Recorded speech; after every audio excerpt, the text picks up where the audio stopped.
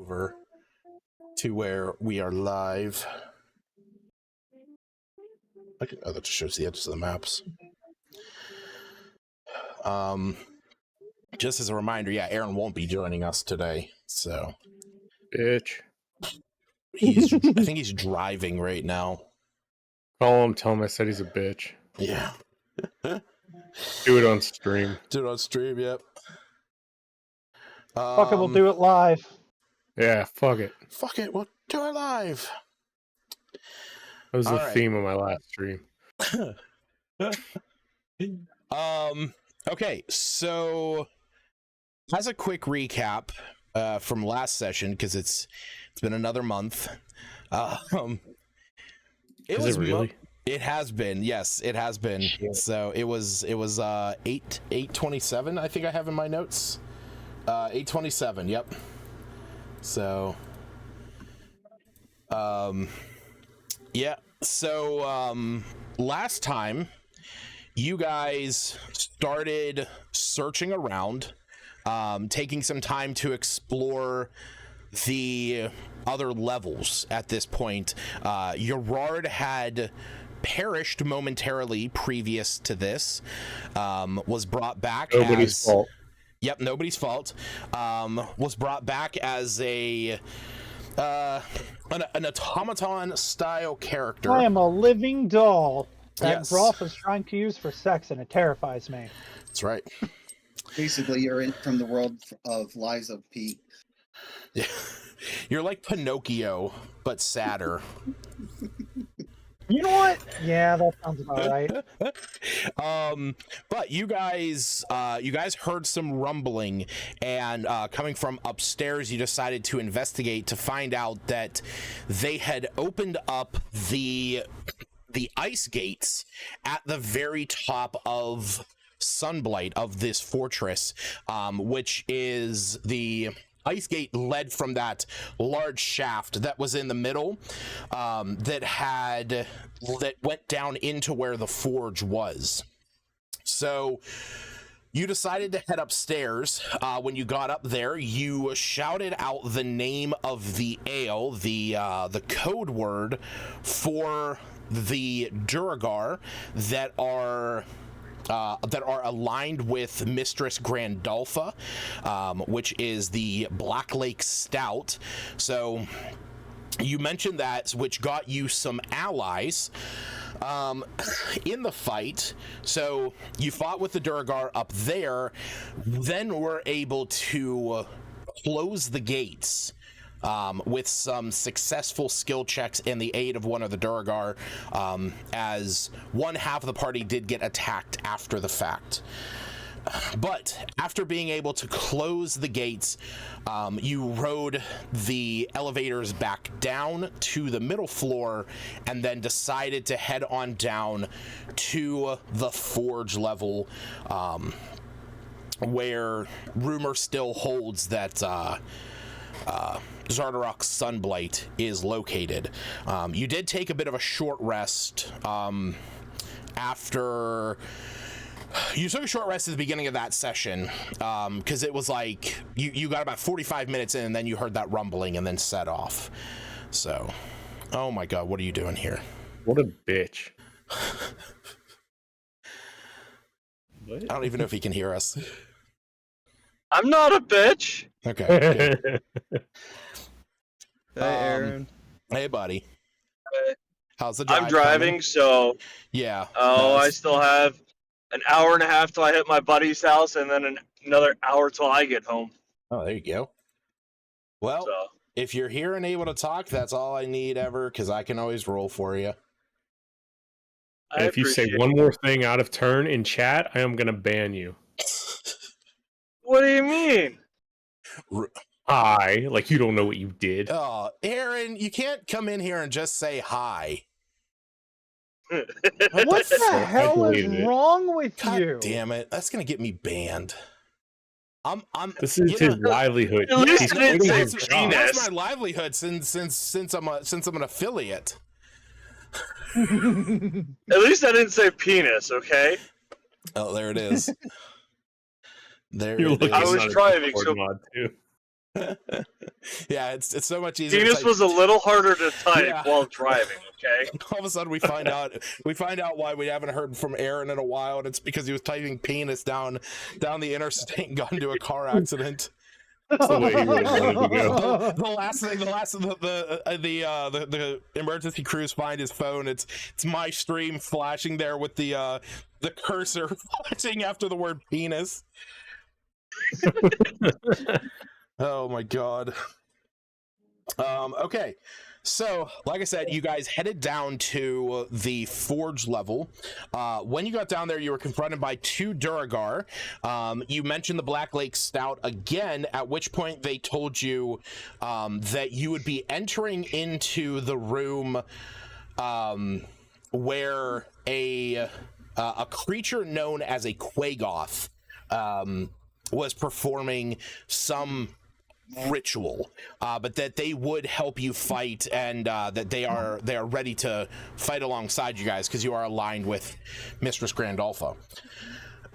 When you entered into the large room, this was the room that had the Chardolin throne at the front of it, where Ravenchuck is currently standing. So the ceiling of it was fairly high. It was actually about 30 feet, and there were stone steps leading up to a semicircular dais against the southern wall. There was that throne made of the black crystal Chardolin that was recognizable as it's the same material Wu's blades are made out of. There were some small crackling flames burning in the corners, and then slumped against the eastern wall was a large Myconid sovereign. This is a mushroom-like creature that was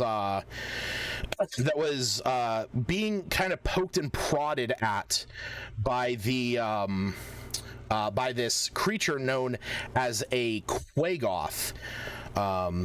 And as you, here's a picture of that. There we go. So this is what you guys walked into. As it was slumped up against the corner, there were these luminescent spores floating around the air, and a savage-looking white-furred bipedal creature had torn off one of its arms and was holding it while 4 other of these creatures began to capture these floating spores in jars. It was at that point that they saw you, and combat then proceeded as they attempted to dispatch with the would-be intruder. Well, with the intruders. So that is you guys fought the Quagoths. You heard a bit of commotion coming from the north up here, and a moment later you saw 2 allied Durgar come down into the room, saying that they dispatched the other guards that they were with in there. During this time, Wu went about trying to capture as many of those spores as possible. Wasn't that after I talked to the dude that got his arm ripped off? Or was that before? No, you did. Okay. You did, yeah. So he basically said his name was Plurata, and that he had been captured, and they were using the spores to create Myconid spore servants. The ones that you guys basically killed off were reanimated as this, but he wished for you to rid this place of their presence so that they would stop going after his I guess colony would be the most appropriate term, which there is an access to that here in the fortress, and access to the Underdark. At that point, seeing the weakened state that you were all in, he decided to give up the last of his essence to fill the room with rejuvenating spores, giving you guys the effects of a short rest, allowing you to recover some hit points and also some of your abilities. Which Wu was very upset about. Yeah. I know you wanted bits and pieces of him. He wanted to make sure he stayed alive, so when we came out to the outside world, he could like replant him, and he could be with the tree ants. That I see what you're getting at. Well, you do have spores of him. So I know so that's going to be the goal now. That since he doesn't have it, him particularly, he's going to try to grow a new one or multiple to kind of cover the towns. As protectors. I would say with being that those trees were mostly up near Lonelywood and Termaline, I'm going to say Wu would probably put 2 and 2 together that the Termaline mine, being that it went down as far as it did, and there were intellect devourers in there, and I don't think they were Grex, I think there was something else, you would probably be able to access the Underdark from there to allow that spore to grow well. So Termaline might be the best place for him. Also this was you guys got to see you guys also got to see Neogiri's mega evolution as we did. as he's now Samurai Neogiri. Yeah, that Samurai was confusing me for a little while.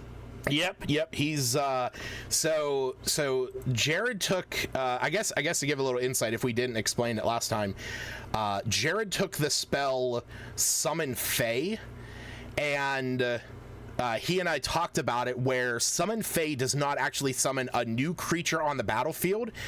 Instead, it is Neogiri's mega evolution, and he becomes now a creature on the battlefield that can actually do stuff and interact and fight, unlike Neogiri previously, where he was just mostly a spellcasting focus. So but yeah, that's pretty much it. I actually need to know that was a 4th. Oh shit, he doesn't have 30 hit points, he has 70.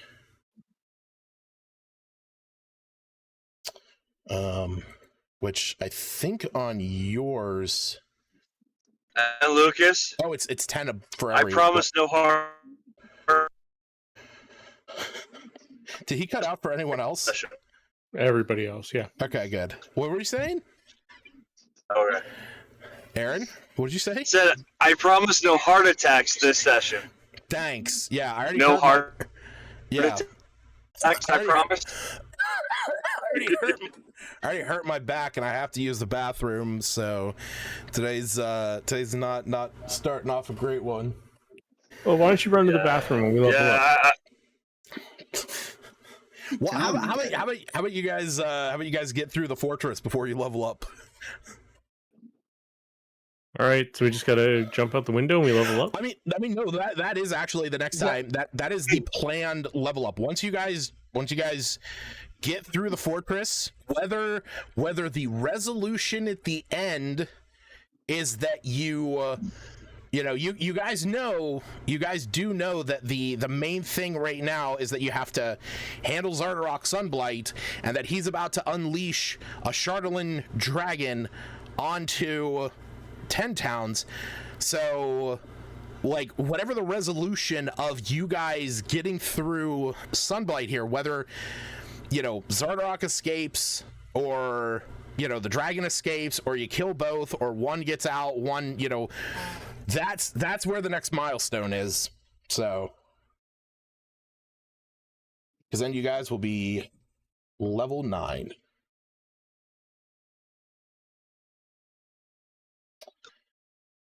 So we might as well level up now. No. That sounds fair. No. Nope. That's what I'm hearing. That's what I'm not hearing. All right. So you guys. Lucas. What? I found new Pringles while I was in Missouri.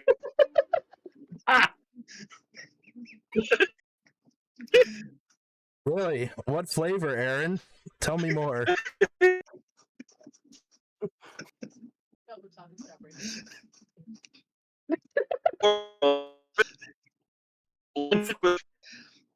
Oh my god. Hey, buddy. I think you should give up on trying to talk and stream and so What? forth. I can't. Nobody can hear you.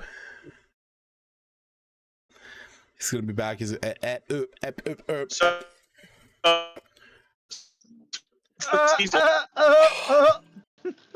I'll take a picture and send it to you when I stop. Thank you. Thank you I'm so much. I'm taking the back. I'll take a picture later. Thank you. Very much appreciate that. He's gonna send a picture of lightly salted Pringles. It's gonna be so It is. disappointing. It is. That's exactly what it's gonna be.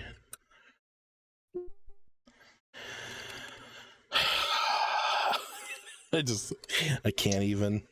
I've never heard of cheddar before. Oh god.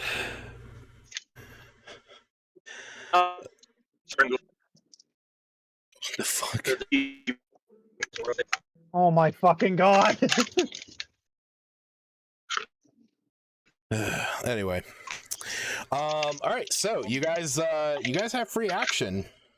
I can't believe I'm using my Prime sub on this. I know, Well, me too. I mean, aren't we continuing through? Well, that's Just going through? if you guys want to progress forward, there are 2 doors. So I will say the 2 Durgar that did help during the fight, they say that they are going to, they kind of lean out the room as they go back, and they'll say, "We're gonna stay here. Make sure if anybody comes down, we turn them around. This way, you got no surprises coming up from behind." They're gonna die. They might die. And how heavy is the throne? Hundreds of pounds. It's a solid chunk of the Chardolin. So My thought was to knock it over, but if it's that heavy, then no. I mean, do you want to do anything with it? Do you want to, like, are you like looking at it and interacting with it in any capacity? I'll check it out with an Arcana check.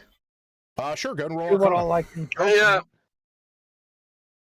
I didn't know. I'll I check didn't it know out just to kind of see. Sure. That's yeah, 19. If you want to roll Arcana as well, or however you want to investigate. I kind of imagined as the guy wielding Chardolin blades, you would want to, like, sit in it. I got a 19. 19? Okay. My thought was to kind of shrink it, put it in my bag, but I have no way to shrink it. Oh, true.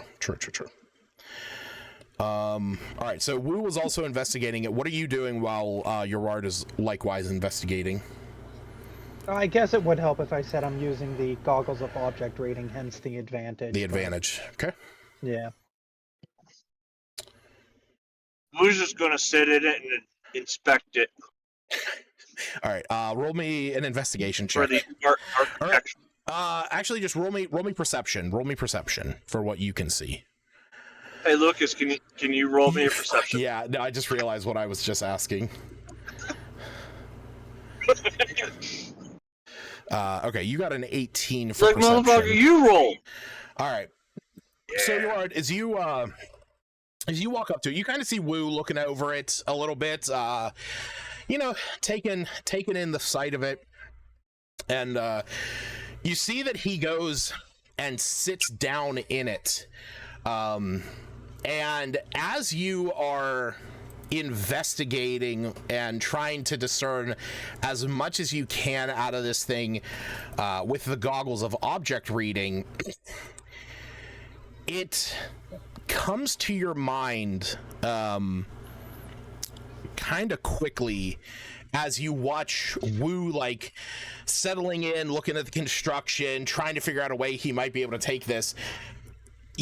From the Cave of the Berserkers, that Chardalyn exposed, long exposure to Chardalyn can cause madness. Now, Wu has had Chardalyn blades for a while, and it might call into question, has he been, slowly being driven mad? But you feel that there is definitely some kind of maddening effect that might come from interacting with this chair, to a degree. So basically, I want to tell him, don't get out of the chair. Just get out. Yeah, so as you say that, Wu, as you start hearing him, say, hey, get out of the chair. Just get out of the chair. In your mind, all you're hearing him saying is,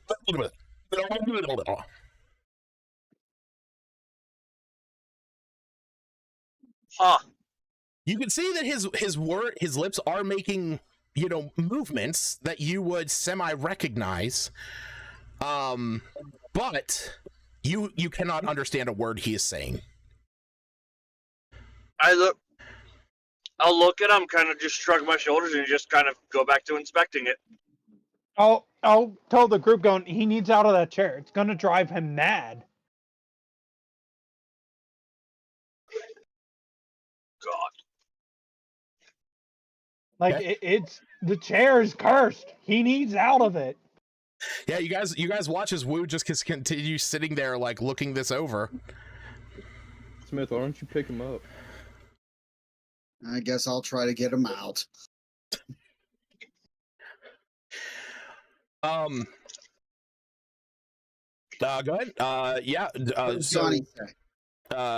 Wu, you see Slagru walking up, trying to pull you out of the chair. And from their discussion, from what you're hearing from them, you're not hearing any words. You're just hearing.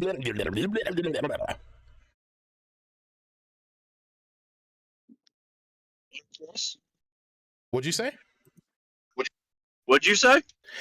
I said, you can't understand anything that those around you are saying, and you see Slagru walking up to you, reaching out, trying to pull you out of the chair. I kind of reach my foot out to kind of be like, no, stop it. And say that and I also say that. As he says that, you guys just hear from him as his speech is just babbling and incoherent. Oh, great. He's gone mentally insane from the chair. I'm going to take a few steps back. And I'm going to force him I'm going to force him out of the I'm going to force him out of the chair with rescue. Okay. Hey, real quick. Yes. Can he see Johnny? Can he see? He cannot see Johnny. Oh. Cannot see Johnny. I'm still the only one can see. I was about to say, who the hell's Johnny? Johnny Sins? Johnny Silverhand, or Johnny Tadpole. So, Wu, I had to have you make a wisdom save, which I rolled for you. Sounds good. And you got an 11. Good or bad? It wasn't great. I saved DC's 15. Well, not against the rescue. That wasn't against the rescue. It is a willing creature, though. So, would Wu attempt to resist being pulled out of the chair? No. No? Okay. Wu just doesn't like being touched, okay. or manhandled. Okay. So all of a sudden, Wu, you're sitting there, and you're just hearing them around you. You hear your arts look over towards Smith and say, and then Slagru goes, and then starts walking over, and then a moment later, you see Urard cast forth this change. Or this chain towards you, and as it wraps around you, you are pulled from the chair, and you your mind suddenly goes a little blank. Sounds about normal. So you know who you are. You know who you are. But as you look around this room, you don't recognize anyone in here. You do not know where you are, and you don't know what you were just doing. In fact, you can't really remember much over the last few days. In fact, the last thing that you remember was heading out of the bar one night to go out on State Highway 202 hunt. South Avenue. Jesus Christ. To go look for some clues about a bounty. All right.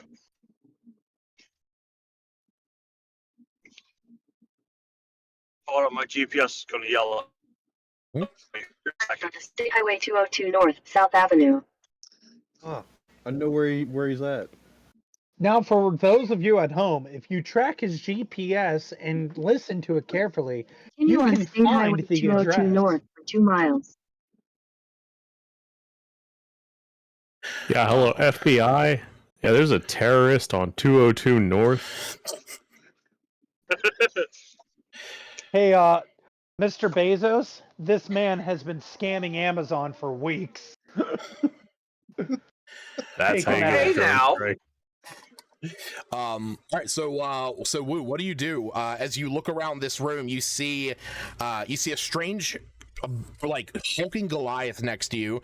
You see an odd-looking humanoid, kind of metal and wood doll creature that has seemingly pulled you next to him with this little tanuki raccoon dog creature that cast forth a fishing rod and has pulled you. There's a strange looking orange haired gnome in off to the side and 2 dwarfs standing in the corner.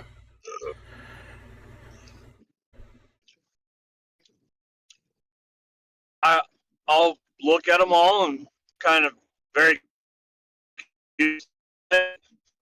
and pull out my sabers and just kind of yell at them. Which one of you have a bounty on your head?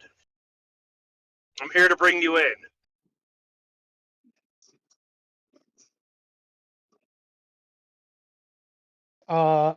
Everard looks to the group and goes, "Is he okay?" Sounds normal to me. I just met him recently. You've known him longer than I have.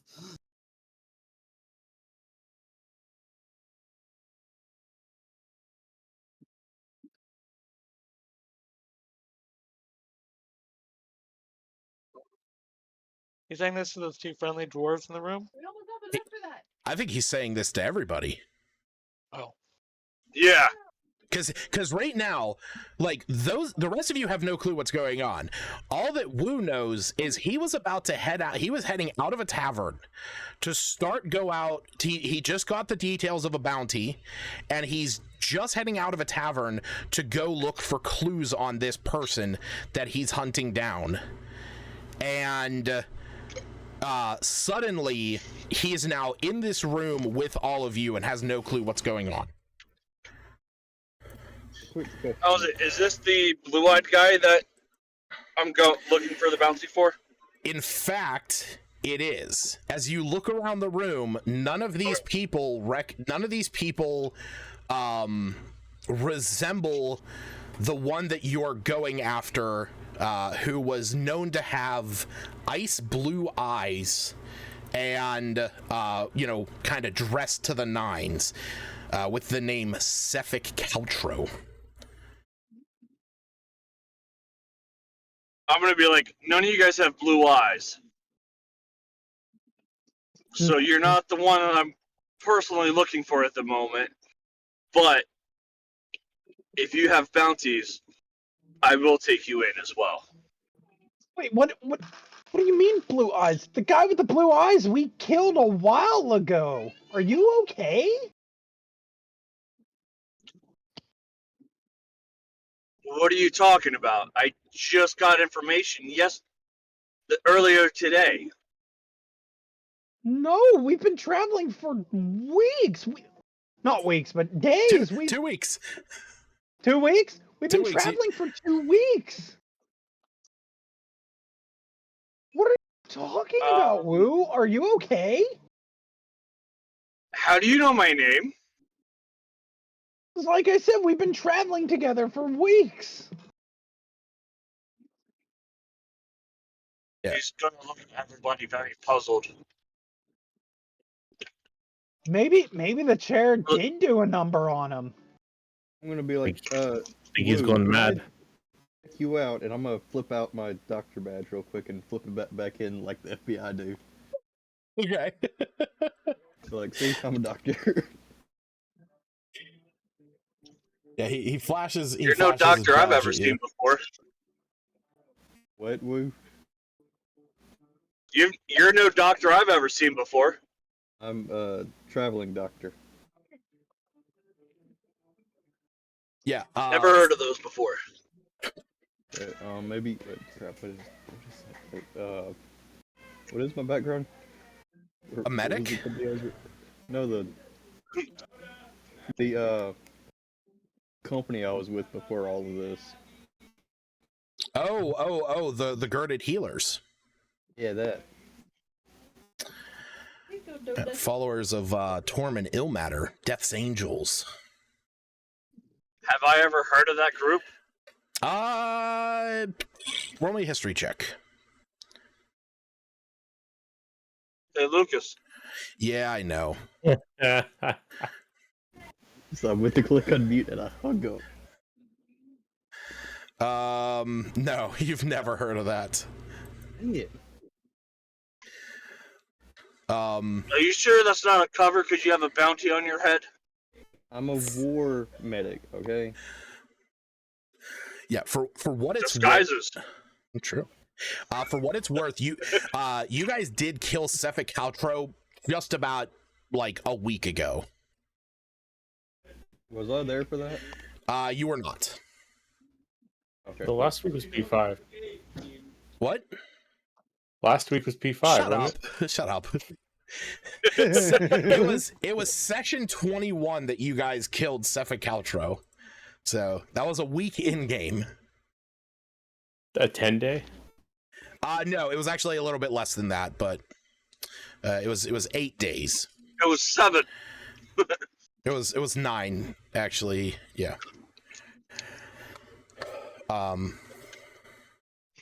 Yeah.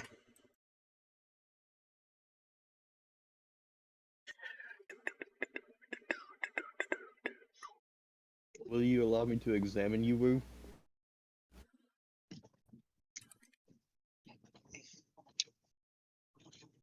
Can I do an insight if he's telling me the truth? Sure.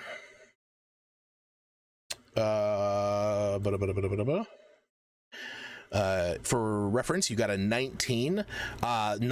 He doesn't seem to be lying to you. You don't really detect any kind of deceit from him or anyone else in the room. I was about to be like, hey, Lucas, do you want to roll a deception check? Yeah.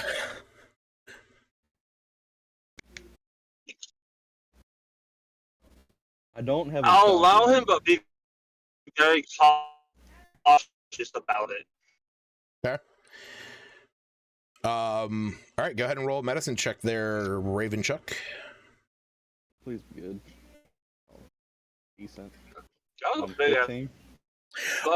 Yeah, you kind of look over him. There's nothing physically, wrong with him. He doesn't seem to have hit his head. He doesn't seem to have, anything physically wrong about him, but just seems to have suddenly lost his memories. Okay. God, I forget your name every single time. Normal name. What's your name? Gerard. It roared. Alright, cool. Always forget it. You said the chair was cursed, right? Yeah, Welcome to anybody that Iowa. sits in it would go mentally insane. Hey, I made it into a back road of Iowa. Jesus Christ. What did you say, Jared? I said anybody that sits in it would go insane is what I've determined. Sit in what? The chair you just sat in, and then he points towards it. As as you turn around, Woo, and you see that I never. I don't think. Jesus Christ.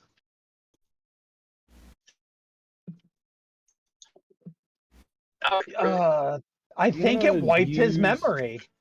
I'm gonna use identify on the chair. Use identify on the chair. Okay. Yeah. Go ahead and do your thing. Are you are you taking 10 minutes to do it as a ritual, or? Sure. Okay. I'd rather save a spell slot. Okay. So you start to identify it. Eventually, you get the insight. It's not magic per se. It is to a strange degree. Chardalyn, and this is something Ravenchuck knows. Chardalyn has maddening effects. You know, you don't detect any kind of ill magic on there. Your identify can't actually tell you if it's cursed or not, but you don't detect any magic other than that this is Chardalyn, and Chardalyn can drive you mad. Now, I will say that Ravenchuck, with that knowledge, is aware that spells like Calm Emotions, Lesser Restoration, Remove Curse, and Greater Restoration could be used to rid these effects. Oh crap. Does anyone have any of those spells? Because I don't? Yeah, I don't.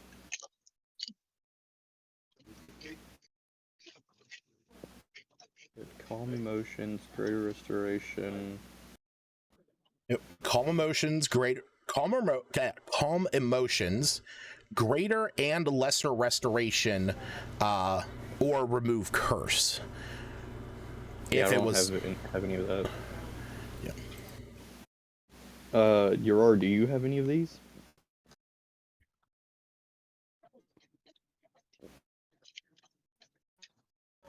Gerard? Jared. I'm sorry, what was that? William was screaming. Do you have Calm Emotions, Greater and Lesser Restoration, or Remove Curse? Yeah. Calm Emotions, Remove Curse, Greater Restoration, or Lesser Restoration. I have Calm Emotions.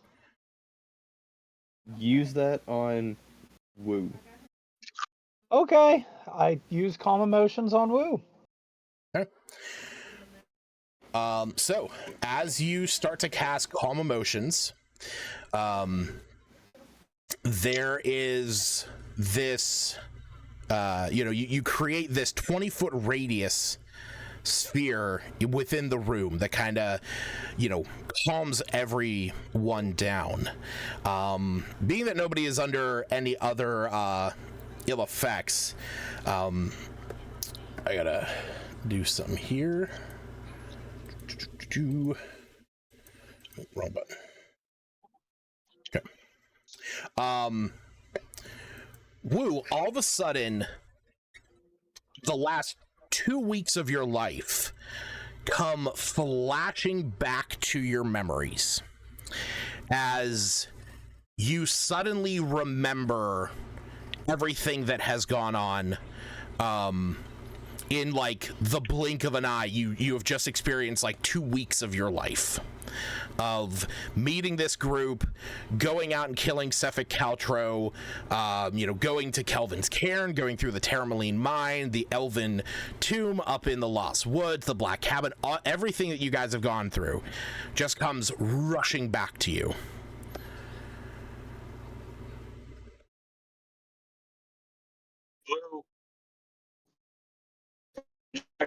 And, like, we need to break that chair. That is just too much Charlatan. Nobody else should go through that much pain. You think? Well, I've been carrying these swords around for so often. I didn't think sitting in a chair would have that much of an effect. You're carrying swords around that are sheathed and unsheathed constantly, so your exposure is probably limited. That was just a full-on chair of pure Charlatan radiation. Yeah. Ravenchuck, you actually think that his, like, the times that he does take his sabers in and out, you actually think that might have been what saved him from this being any worse of an effect. That it was that minor exposure over time may have saved him from worse effects, because the effects of Charlatan can be so mad that it could knock you unconscious for like 100 hours. Oh, so it's like what you do to become immune to bullets, to where you start with a 9mm and work your way up to a buckshot. Right. Yeah. Woo.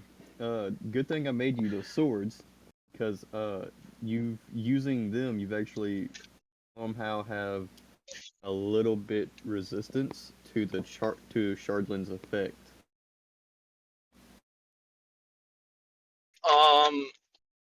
I don't think I would have sat in the chair if I didn't have these swords, because I wouldn't have cared about Charlatan. The more that I carry around these swords, the more I am interested in it.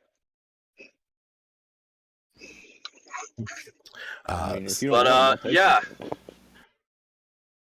No, I didn't say that. Okay. So you want to destroy it?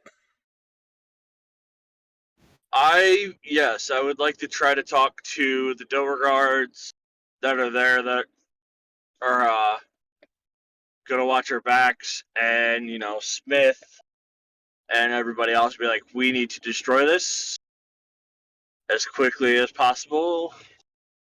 Okay.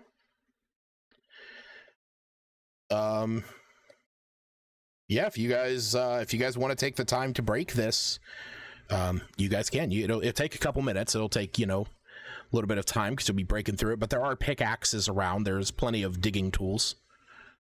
So while you guys do that in game, I'm gonna go use the bathroom.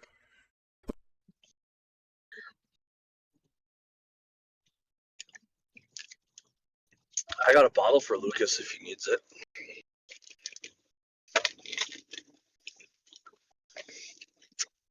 Tell him to get one of those bedside toilets we sell at work. Yeah. You know what's interesting? I'm just gonna give him a hearty. The 5-hour energy. The 5-hour energy. Freaking. Energy drinks.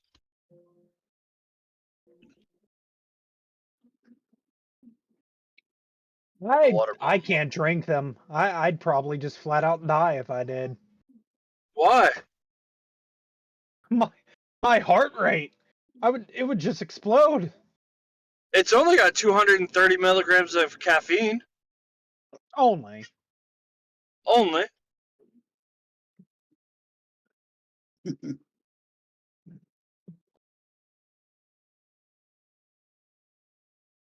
It's no better or worse than drinking like a Monster or a Rockstar. Rockstars are about the only ones that don't fuck up my stomach, and even then I can't chug it, or else it does. Yeah, I think Rockstars have, 160. Yeah, depending on which one you get. Yeah, Reigns have 300. Right. There was something else I picked up today that had 300, or yesterday, that had 300. But yeah, the fast twitches, they have 200 apiece. I knew that one. What was it? That's what we picked up.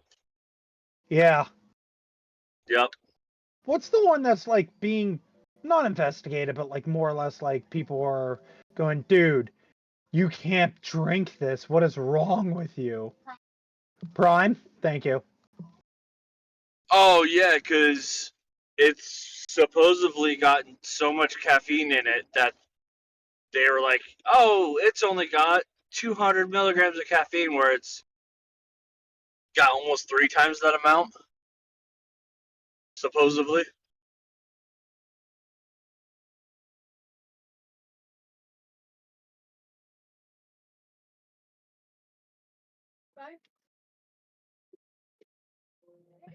But Prime is good, though.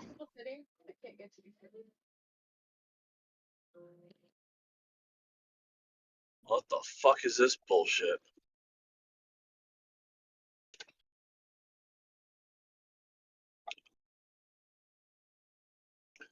I can no longer go straight.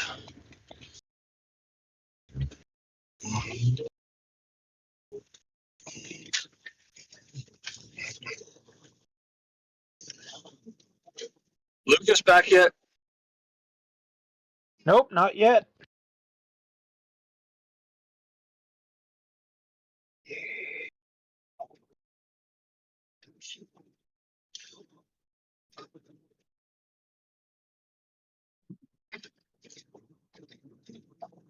This is a really long pee. He threw his back out again. Motherfucker. What did he do this time to do it? He was pooping. He threw his back out while pooping. God. Why would you do that? I don't have another one made. You trying to go Elvis Presley? Stop. Possibility. Who's getting yelled at over there, Jared? William is. He's been nothing but bad all day today. Here comes Elvis now. Oh no. Pooping and throwing your back out. Oh boy. Man, that hurts. The poop? No, my back.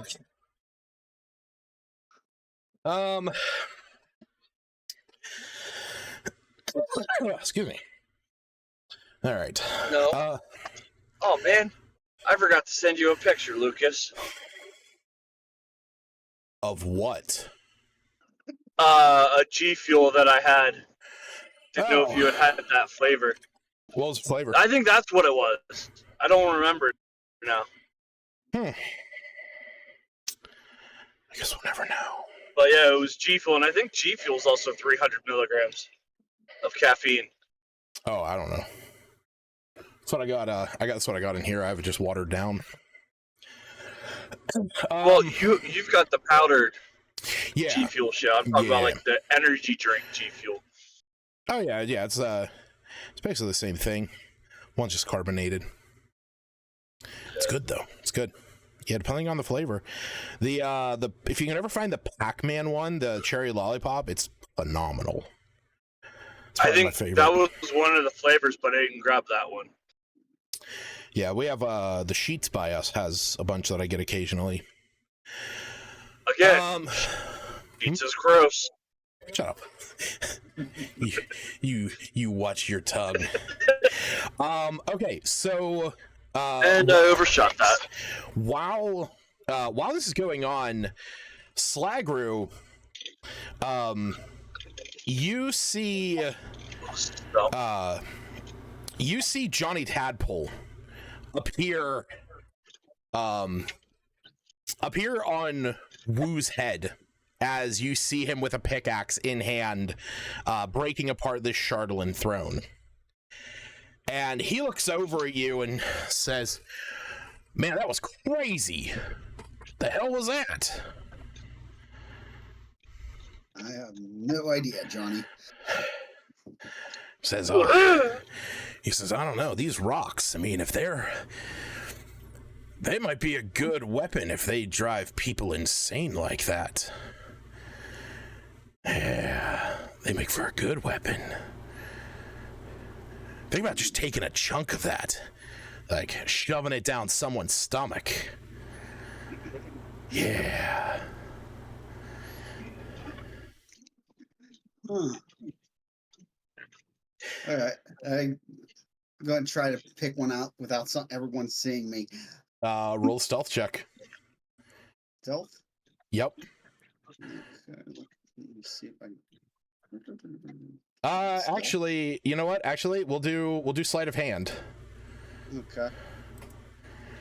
Yeah, because this sleight is of hand better. Sleight of hand is more appropriately what it is. It is literally described as whenever you attempt an act of legerdemain or manual trickery, such as planting something on someone else or concealing an object on your person. So, yeah, and he got a 26, and nobody's passive is gonna beat that. So yeah, Slagru, while everyone's going through, while the Durgar and Wu and if Smith joins in, starts going through destroying this, a chunk kind of dislodges, lands on the floor next to you, and you are able to pick it up without anyone noticing. It's about, I would say it's about the size of maybe like a small baseball, like a tennis ball. Okay. Shove it in my hand. What is it, a baseball or a tennis ball? It is about, it's this size. It's the size of my D100 here on screen. It's like the size of a large golf ball. That's so stop driving. The size of my dick. Well, there was microscopic. Hey, look. Just because Bill Gates named his company after your dick, don't mean you got to bring it into question. Ha. I'll explain it to the child later. He just threw two.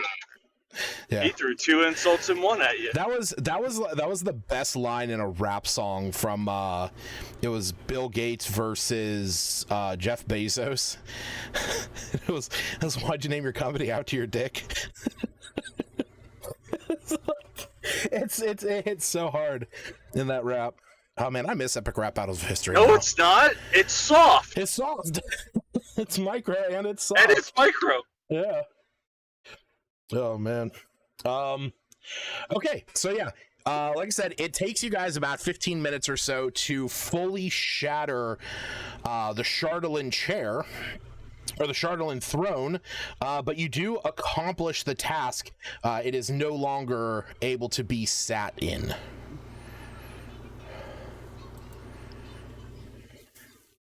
Can I try sitting in it? I mean, you can sit amongst the it, yes. That's not the same. I'm sorry. Okay. So with that, do you guys want to continue on? I'm okay with venturing forth. Okay. Onward. All right, so the two Durgar that are standing here... Turn upward, and I want to get off this goddamn gravel road. The two Durgar that are standing here, they tell you that they are going to head up into these chambers to clear out the bodies, and that they'll be able to help you from in there. And opening up the main door, you get a kind of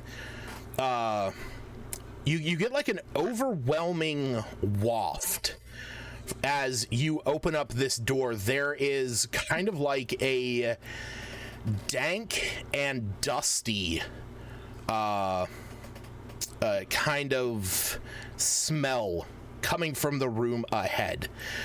You can hear things moving around. You can hear the sound of Durgar voices up ahead, and you also hear the chittering sound of something you've never heard before. You hear this this like strange, almost like clicking noise.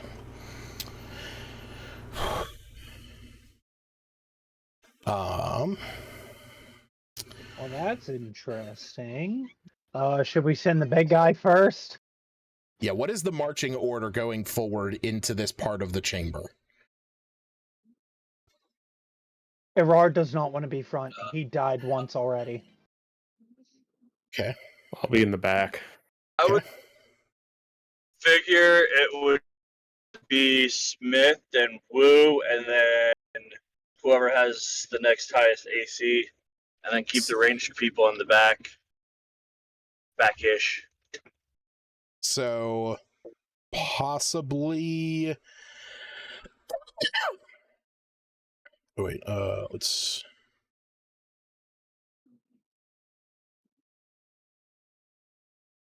So possibly something like this. Oh, here. Let me help you out, Aaron, because this. Oh God, I don't get into a fucking car accident.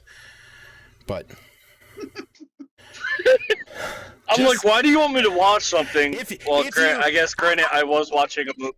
I have, Jesus Christ. I have been watching movies while driving, okay? I have my phone, like when I'm driving, I have my phone turned on a little phone stand so I can have like a YouTube video playing and like see it out of my periphery. But just so I can get everybody's understanding, is the marching order going to be Smith and Wu in the front, then Raven, Chuck, and Slagru, then Beef, Chuck, and Urard, and then Groff and Neogiri? I'm good with that. I'm okay with that. I'm okay with that. I'm okay with that.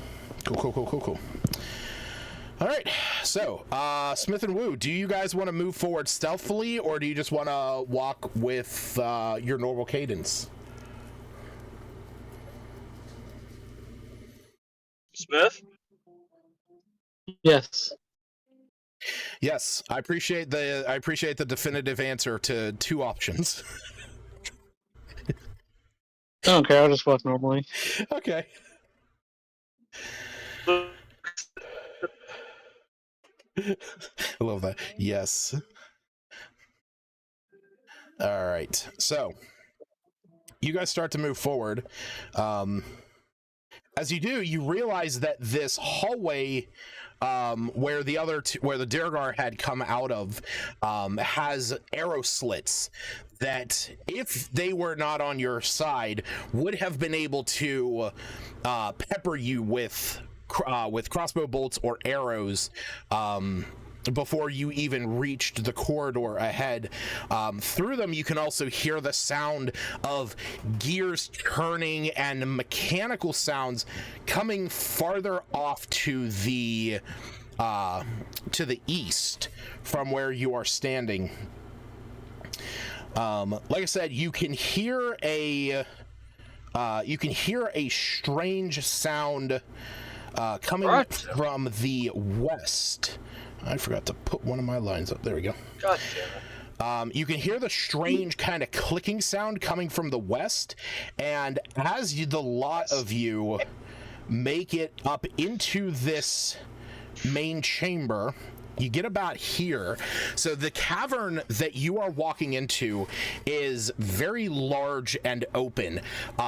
It is completely unlit from where you are standing. But Smith, your lantern of revealing is garnering you an aura of light as you still have that present and available, which for some reason is not on. There we go. Casting out that eerie kind of bluish green light from it. The ceiling is about 30 feet high. This is a fairly large ceiling, much like the temple area that you were in before with the throne. And as you walk out, a strange sight confronts you as 4 Durgar, 2 of them much low. For some reason, 2 of these got reset back to their normal size. Why'd you do that? I don't know. For some reason, I didn't realize that I didn't update them. 2 of them, larger than you normally see, are using ropes to restrain a hulking bipedal creature with an insectoid body. This is what you see before you. A large sack has been pulled over the creature's bulbous head, but it still reveals the pincers on its face. Everyone give me a nature check. And yes, Wu, I know I have to roll for you. Do so kind. Yep, I got 13. 18. And 21. We got a 15. What? What the heck is that noise? It's him trying to talk, but he's starting to lose connection. Yeah. Part of it's funny, but the other part of it's annoying. It is, yeah. What, Aaron?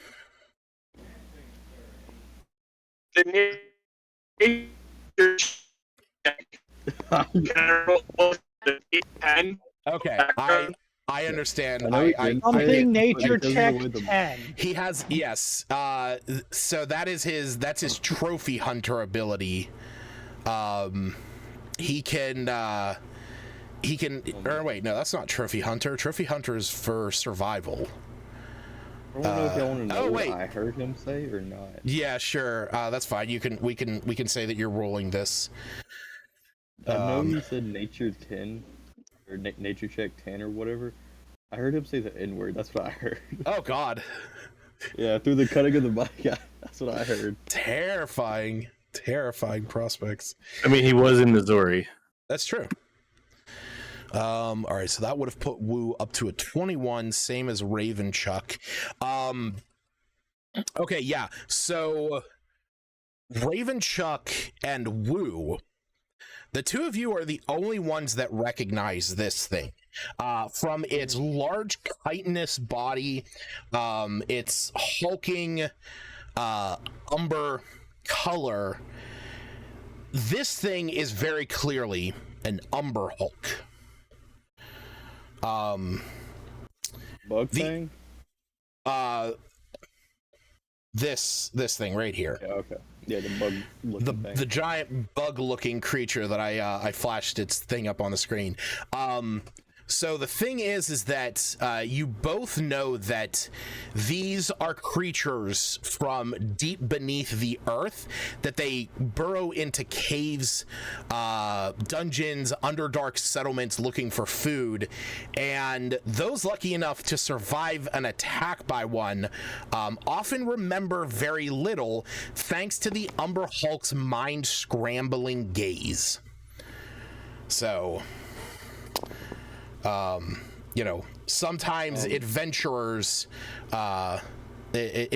will oftentimes remember a cave-in, and that's the last thing they remember before they woke up sometime later being pulled out. And to answer your question, Aaron, that's questionable. You do not know the state of this thing's mind to know whether or not it would be friendly. But don't look in its eyes. I can't understand a word you're saying. Nope, can't understand a word you're saying.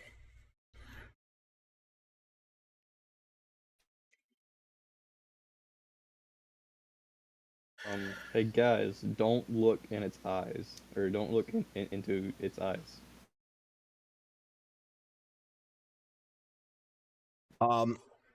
As you say that, these Durgar turn around and you hear them say, in a language you don't understand, and I need everyone to roll initiative. Awesome.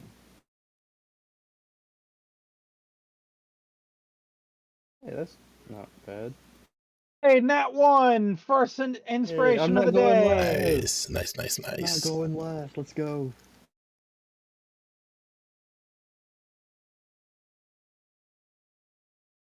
Definitely not going first.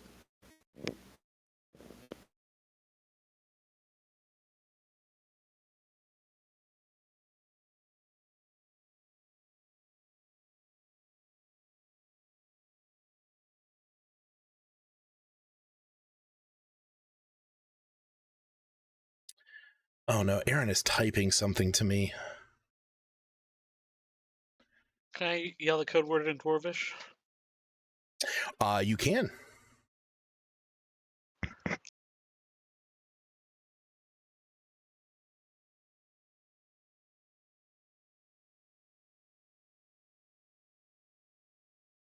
All right. I don't know what Aaron's trying to message me. I still see his little bubbles going in the chat. Oh, can they be friendly or are they always aggressive? They are aggressive. They are chaotic evil. Their main goal is to okay, bye. Chaotic evil. I'll message him that. Oh god, there he is. Thank God.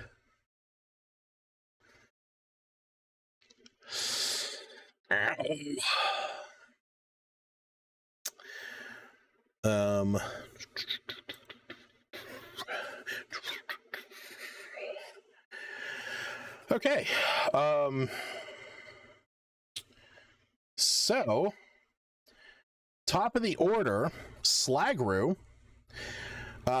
You see that the two that do not have ropes attached to this thing, they are about to pursue and attack the party. There are the two large ones that are currently holding the ropes, keeping this Umber Hulk at bay.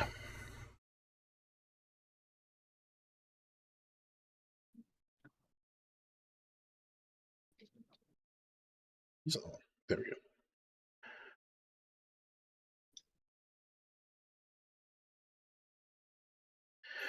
What would you like to do?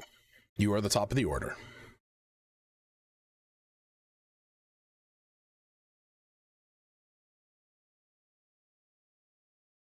Sorry about that. Unplugged my mic by accident. That's all right. I was going to say, anybody try to use the code phrase to see if any of these? Smith did. As he says that, nothing happens. You don't see them like react in any way that would give you a signal that these are friendly. And we learned that the insect is chaotic evil, right? Correct. Yes. Woo would have been able to relay that information to you. Guess. Let's see. Guess I'll try to do a little hit and fade against the bottle U3. Okay, against U3, yeah, the one in the middle there. Sure thing. Change that. The big guy below him. Oh, the big one. Okay. Yep. Yeah. That's fine. Okay. Let's see now. Of course, I keep forgetting. Oh, actions. Duh. Okay. So we're going to do an attack on him and 20. Yeah, 20 hits. Okay. Oh, good start. Get off of there. Okay. Crit damage.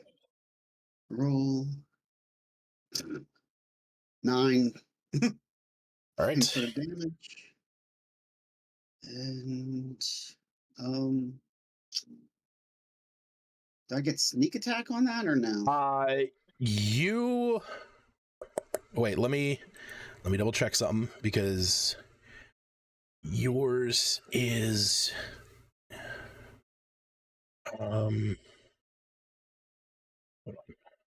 is it? Oh, I'm thinking of the I'm thinking of the assassin. Yeah, so you don't have advantage because you're not on sneak. You don't have an enemy of them within 5 feet. They aren't incapacitated. So yes, you would not on this one. Oh, motherfucker! Because you, Okay. are you okay? No, Aaron? Huh? Are you okay? Yeah. Okay. Jesus Christ. I'm good. That was not expecting those railroad tracks to be that bumpy. You know what, Glenn? I will give you the I think so. I will give you the insight, Glenn. You still have your bonus action. If you wanted to, you could have used your steady aim ability, where you can use your bonus action to give yourself advantage on your next attack roll. Your speed is just cut to 0 until the end of your turn. That would have given you the advantage you needed to get sneak attack. So do you want to have done that? Now just keep what I've got right now. Okay, cool. Then, All right, so what do you want to do with your bonus action? Run away. Well, that's your movement. You still have your bonus action. Because you shot with your... you shot with your rifle. I thought you were shooting him. No, I was running up, stabbing him, and getting the hell out of there. You clicked the attack for your laser rifle, so I thought you were... Right? Yeah, which is fine. It's fine. It would have just increased your to hit by another 3 if you had clicked the tongue lasher. I thought you were shooting him with the laser rifle, and that's why I was like, oh shit, you could have just... Oh, I used it. Oh, okay. I hit. Okay. So, yeah, it's all good. It's all good. No, it's fine. It's fine. Because I accidentally used the tongue lasher attack. Well, were you shooting with your laser rifle, or were you slashing with your sword? Yeah, I hit him with the laser rifle. Okay. We'll just go with that. Right. So roll the damage for the laser rifle. Hey, Lucas, did you forget to put up the initiative? I don't see it on my side. And yeah, the initiative is started. Why? Oh, I'm just not seeing the initiative, so I don't know who's going or when. You might have to reload then if reload the page. Yeah, that's what I'm doing. Also, no, that didn't help me. Never mind. Is it I up for everybody hitting else? the chat bubble after I refresh. Okay. Yeah, I had to refresh as well to get it up. I will say, this is a big map, and I have a ton of creatures on it, so it might be a little bit janky. Now we know there's more creatures in here. Oh, but yeah, this is the level that has, like, the main fight, so... okay, so with that, Glenn, did you want to have done your sneak attack, or the steady aim to get your advantage and get sneak attack? Because that just means that you won't be able to move from where you stop, but you could, since you have 25 feet of movement, you could have moved up to like this corner, use steady aim, and then taken your shot. Okay, yeah, sure, do that. Okay, so just do me a favor. 1, roll me the to hit for your laser rifle, just to fish for the crit, because you would have had 2 rolls. Okay. And then if it's just a normal... okay, cool. So go ahead and roll the sneak damage then. Sneak damage.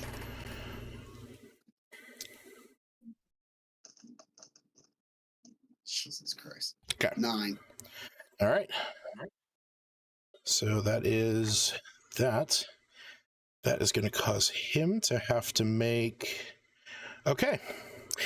So, first turn in combat, when you guys hear these Durgar shout at you, the smaller ones, you guys watch as Slagru moves opposite to where they are, pull out his laser rifle and shoot the big one that's holding the ropes to that Umber Hulk. As he does, you see that Duragar drops the rope to try and defend himself, and you see that the Umber Hulk starts thrashing about. Croft, it is your turn. For what? In combat. We're in combat? Yes. No, I'm kidding. I know. You can hear the sound of combat off to the left, but you can't really see anything from where you're standing. We're going to change that and go all the way over here. All right. And we're going to aim for Steve Jobs' favorite band. Okay. Which one? U2. Okay. Hey, you got it. I had to think back. I was like, what? And then I looked at all the taglines. It's like, oh yeah, when U2 got put on my iPhone without my request. Yeah. So fucking dumb. All right, first attack's 28. That hits. I'm assuming we're not in direct sunlight. You are absolutely not in direct sunlight. If anything, you are in darkness. But it's, you're in dim light. Oh wait, actually, hold on. Actually, my mind. This is gonna be the theme of this entire fight. Actually, let me see something. All right, good sesh, guys. Something happens and actually, no. You're lucky because Smith's lantern, the lantern of revealing, does shed bright light for 30 feet. You are just outside of that range. You are in dim light right now. Okay, so I lose my +1. If it's only in darkness, but you are currently in dim light for whatever that is worth.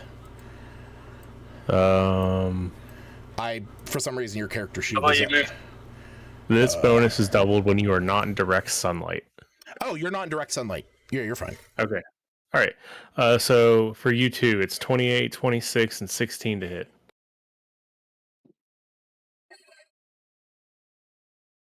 Yeah. 2 of those hit. All right. I'm guessing the first 2. Yes. Yeah. All right. So that'll be a total of 21 piercing damage. Okay.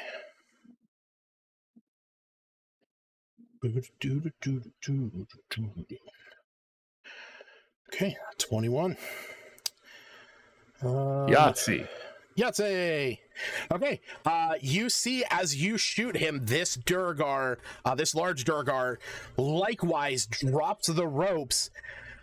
As soon as that happens, you hear the one of the small ones turn around and shout in Dwarvish, so this is going to be understood by Groff, Smith, and Slagru.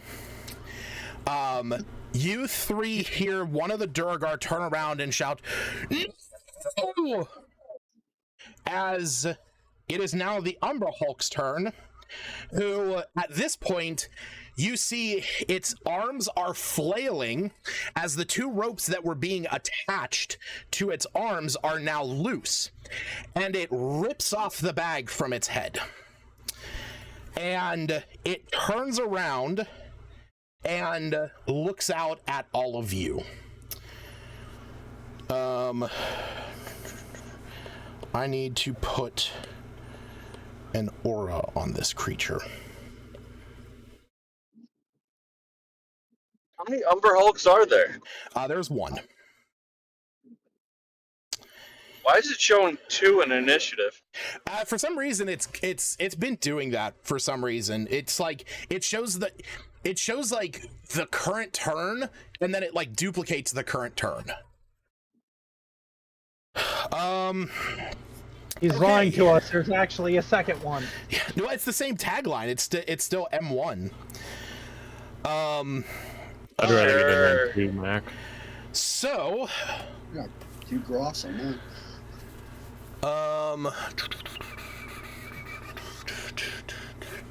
So you see the Umber Hulk turns around and starts to flail wildly. Wacky inflatable and tube man? Yes, like a wacky waving inflatable arm flailing tube man.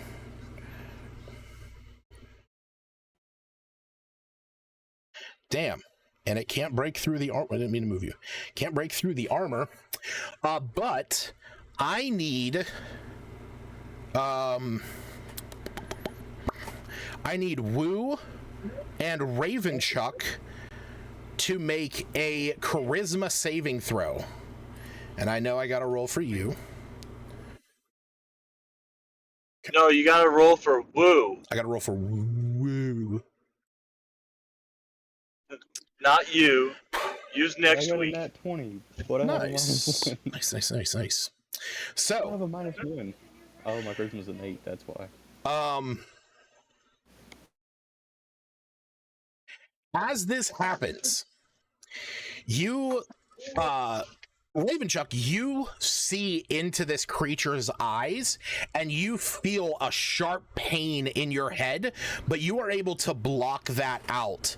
Woo, on the other hand, you are confused beyond all. You have no clue what's going on right now. To keep in mind, you cannot take reactions until the start of your next turn, and on your turn, I'm going to have to roll a d8 for you to determine what you do. So, Okay. I don't like this at all. We know you don't. I don't even know what's going on. Is this just me, affected? Or is this also including the Durgards as well? The Durgar are affected, all but one of them, in fact. But okay, yeah. So the Umber Hulk does move out into the area where the Lantern of Revealing has light. He kind of pushes through the rest of the party up to Woo, and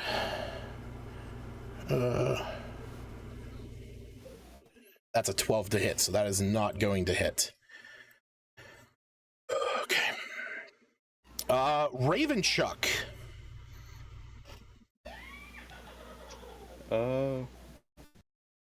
Okay. If I back up, can that thing attack me? I mean, it does have reactions.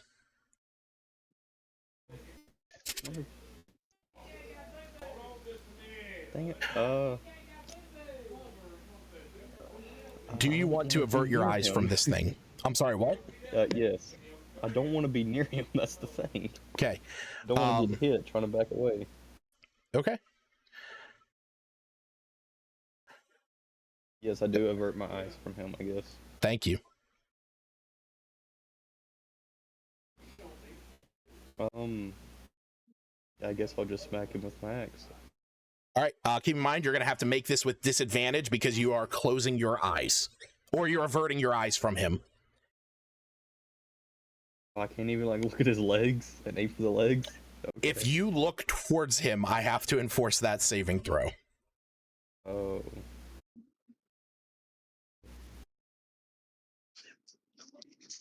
Okay. 6 on that one. Hey, rolled the same thing twice. Let's go. Nice. All right, yeah, you hit.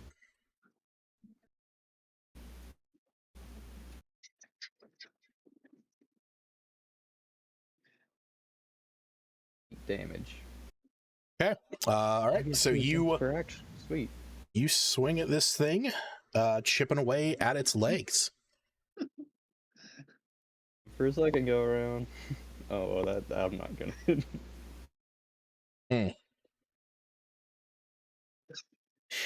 Yeah, your second one unfortunately misses. Oh, all right. Then it's on to Chuck's turn.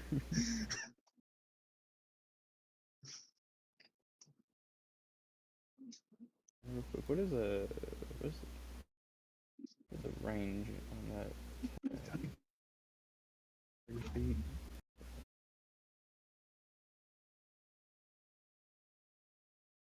Are the Dorgars wearing like their suits? Are they made of metal?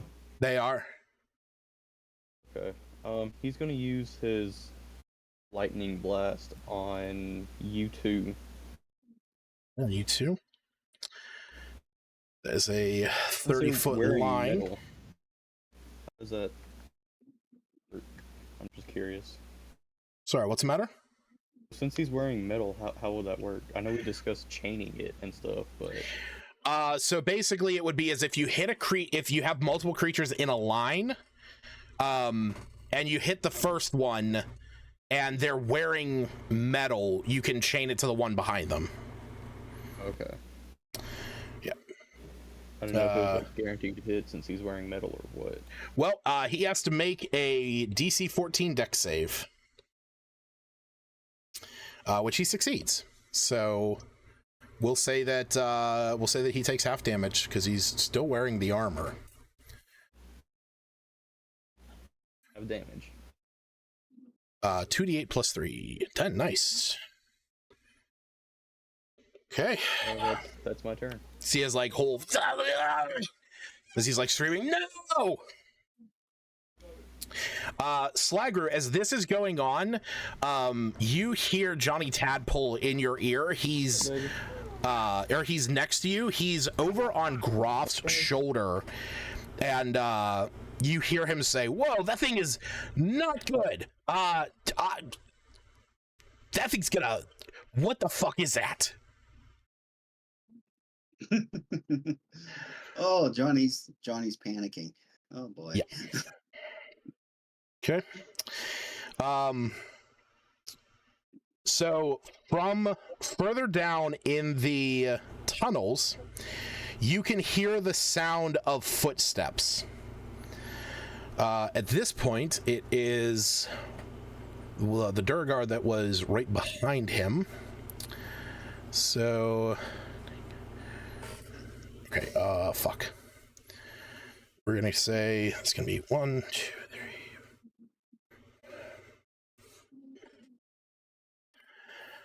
Okay, so you see the one that was up in this corner.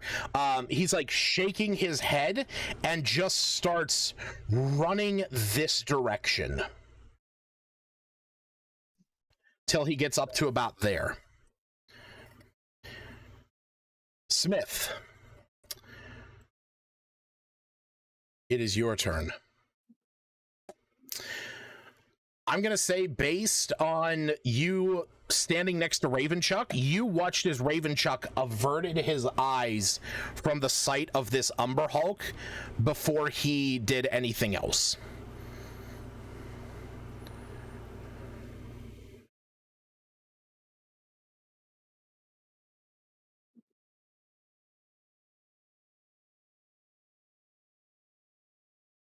Raging attack?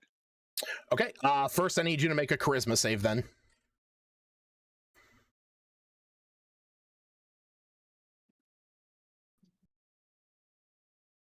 Inspiration?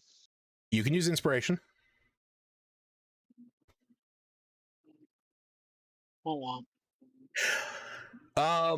Okay, so as you start to look at this thing, and you steel yourself ready to run at this thing, you catch its gaze, and all of a sudden you feel your mind kind of become confused and kind of watery. You don't know what's going on. Everything kind of warbles around you, and you feel as if you are locked into place, like you can't even move. Once I can attack? Correct. On this turn, you can do nothing. Do I lose my rage? I will say that you can still be raging. Okay. But that's it. Yeah, it's as with the D8 that I rolled for what happens to you, I rolled a 1, and that put you down to do nothing. Here, just so that you guys know what you guys are rolling with, or I guess what I'm rolling with. Sorry, rephrase that. I'm going to put it over here in the chat. Oh boy, another thing to look at while driving. No, I'm just explaining. Aaron, you can just not play.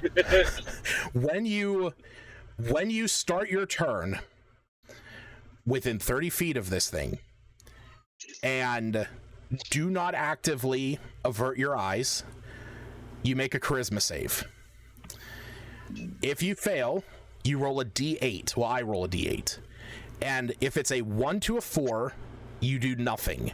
If it's a 5 or a 6, you take no actions, but use all of your movement to move in a random direction. And on a 7 or 8, you can make one melee attack against a random creature. And if there's no creature within your reach, you do nothing.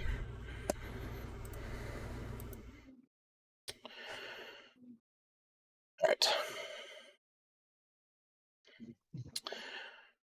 A moment later, you see another Durgar walking up from one of the back tunnels, and you hear him shout something in a language none of you understand, but you recognize as Undercommon.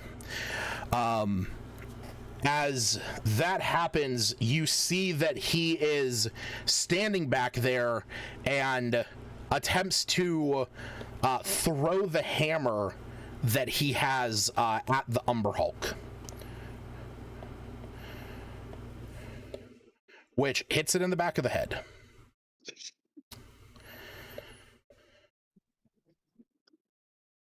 The next moment, you see a Durgar run down into the room. As he does, he sees all of you standing around, sees the Umber Hulk, and is going to take a shot at the first creature that it saw, which was Beef Chuck. That is going to miss. And lastly, it is the one that had the rope momentarily. You can see that he is going to avert his eyes and move away from what is going on. Woo! It is your turn.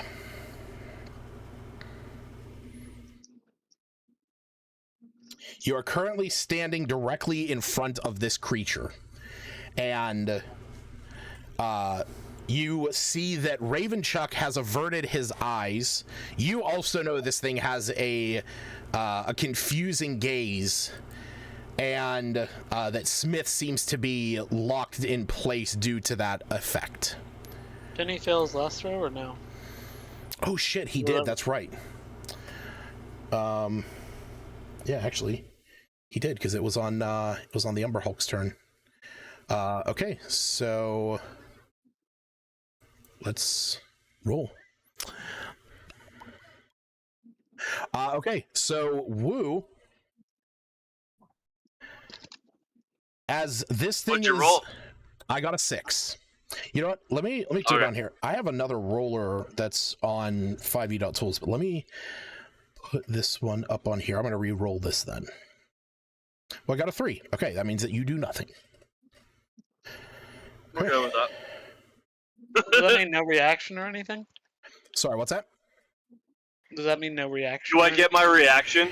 If you fail, the creature takes no reactions until the start of your next turn, and on a D8 determine what happens on what it does on that turn. So I have my reactions if need be. Correct. At this point, you do. Yeah. Okay. Because at the start of your next turn, you're going to have to make another charisma save unless you avert your eyes and, do something else. Gotcha. Gerard. Okay.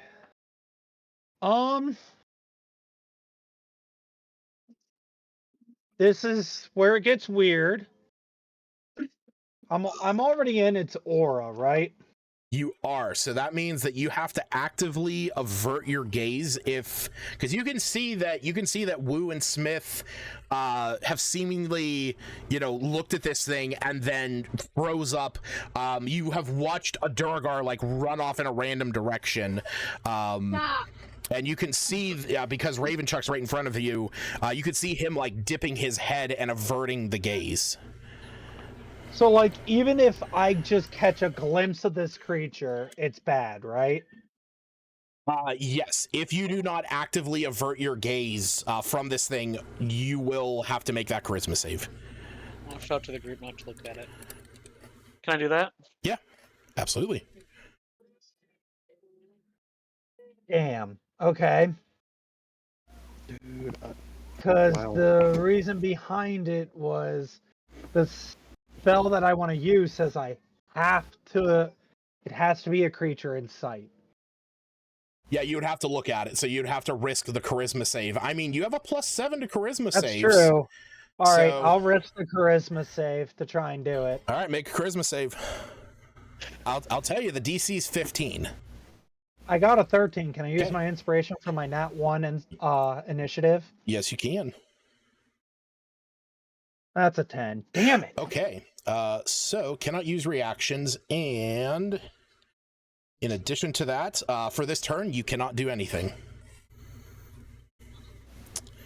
Damn it. I'm checking to see. This whole plan did not work out the way I thought it would. I mean, do I hear it talking or anything? Because I always have speak with animals going on. This thing is not a beast. It doesn't have to be. What? My wild intuition, or not wild intuition, it's the bigger they are. You can target a beast or monstrosity when you cast animal friendship or speak with animals, provided the creature's intelligence score is 3 or lower. Oh yeah, this thing's intelligence is higher than 3. Damn. Yeah. Impers. These things aren't like, you know, smart, but you know, they're smarter than, or they're about as smart as your average commoner. Okay. Yeah, let's not bring commoners into this. I cast Hellish Rebuke. Okay, so that does not omit Neogiri. Neogiri is acting currently as his own entity, so... Correct, because of the summon Fae. Yep.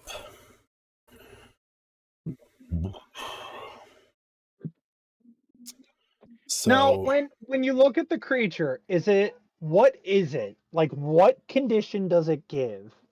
It imposes... Oh, it's not a condition. Okay. It is simply, and I'll read it verbatim. When a creature starts its turn within 30 feet of the Umber Hulk and is able to see the Umber Hulk's eyes, it can magically force it to make a DC 15 charisma save unless the Umber Hulk is incapacitated, which that's fairly obvious. Okay. On a failed, it can't do any of that. So unless surprised, a creature can avert its eyes to avoid the save at the start of its turn. If a creature does so, it can't see the Umber Hulk until the start of its next turns, when it can avert its eyes again. If a creature looks at the Umber Hulk in the meantime, it must immediately make the save.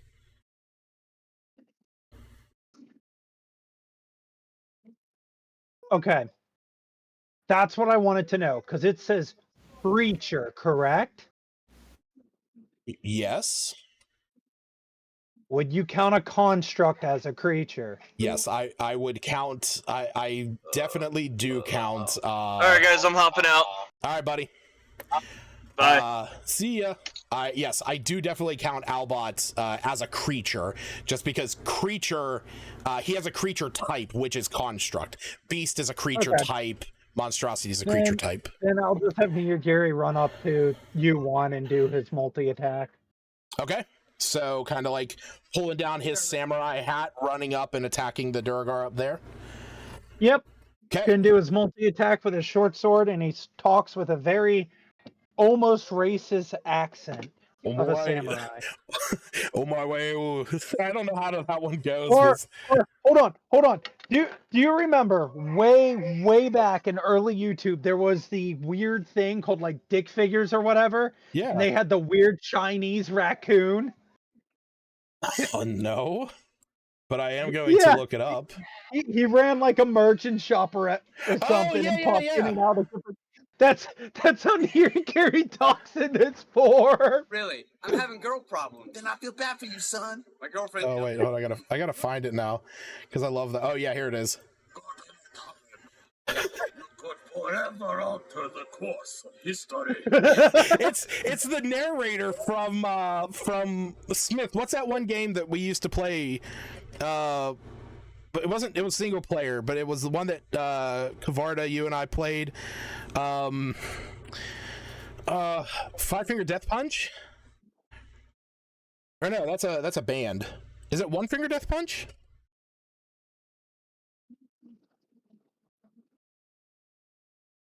What the hell's going on? All right. But yes. Regardless, that's how he talks, and he's gonna go to his multi-attack. Right. It is One Finger Death Punch. It's yeah, he's just running up. Death awaits you. All right. Go ahead and roll your attacks.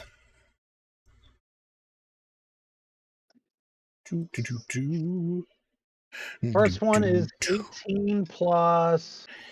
Your to hit is your spell attack modifier, so it's going to be +4. Oh, nice. Okay. So 22. Yep, that hits. And then his second attack is 13. That is going to miss. All right. That first one is going to hit, and it's going to deal 1d6 plus 3 plus the spell's level. So that's going to be... Always... So you're going to roll 2d6 plus 7. Okay. Yeah, 2d6 plus 7, because it deals piercing and also force damage. So 5 plus 7, 12. 12. All right. You guys watch as Neogiri pulls down his samurai hat, runs forward, and then gets a quick slash up against this Durgar as a kind of shadowy katana cuts through him. Or no, we'll say green flame katana for Calyrex. Perfect. Hell yeah. And then Albot will just take a shot at you, one. Oh shit, I removed Albot. Okay. How dare you? Yep. He'll do his 2 little bombardments on you, one. First one's 14 to hit. Misses. Second one is a nat 1. Nice. That misses. All right. Oh, it's not. You're not rolling too good tonight. You're hard. I never do. I only roll good in Baldur's Gate when it matters. You guys watch as the large Durgar that is still around you guys, as he is looking about, quickly trying to grab for the rope that's on the ground that the Umber Hulk has attached to one of his arms, but he gazes up at the Umber Hulk, all of a sudden just turns and takes a swing at the Durgar next to him, who you see ducks out of the way, just barely avoiding the hit. That one likewise turns to the big one and says, you hear him say, and then he swings at him, hitting, or yeah, actually, would that have hit him? No. It would not. You can see that these two over here, this large one and this smaller one, are swinging their hammers at one another now. Slagru, you heard Smith yell out, "Don't look it in the eyes." Okay. And you have watched Neogiri pull down his hat and run past it, avoiding its gaze at all costs. That was amazing. So, it is currently your turn. Okay. So without looking at this thing, can I move? Okay. If I move, how many blocks to the right would I have to move to get out of its range? You don't actually know that it has a range. That is not something you would know. That is just for my own reference. Well, I mean, I'm too close to that U1 guy. Sure. And we can argue I mean, creatures are encroaching into the room and you want to move back. That's understandable. Yeah. So I want to move more towards, so I'm closer to Groff. Okay.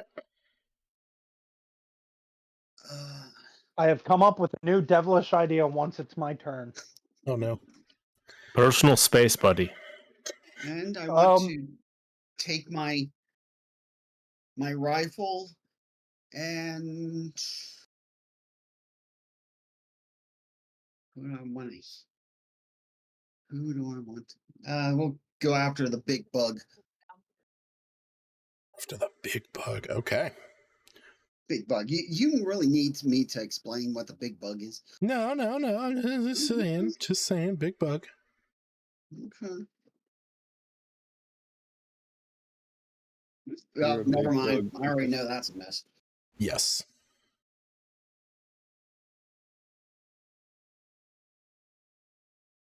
Jesus. Well, did you want to use your steady aim? Shit, I keep forgetting about that. Mm-hmm. Yeah, I guess. See if it helps. So yeah, steady aim just gives you advantage. That's the main thing. You're just using your bonus action to get advantage, so you can just roll again. Okay. Let's see if it hits this time. 19. Yep. Yeah, that hits. Okay.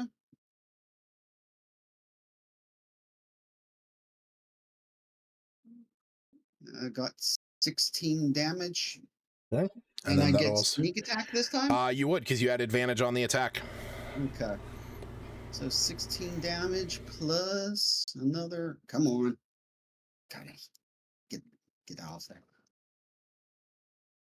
Plus another 15. Nice. So 31. All right. Those of you that are down there, Gerard, you notice that Slagru, where he's standing, he was able to take a shot without any kind of recourse. I'll even say Smith can see that from there. Groff, it is your turn. And I have the goggles and everything. It's true. As I said, I have a very diabolical plan that's going after rules as written. Oh no. All right. Don't do it. Let's start with Hunter's Mark on the bug. Okay.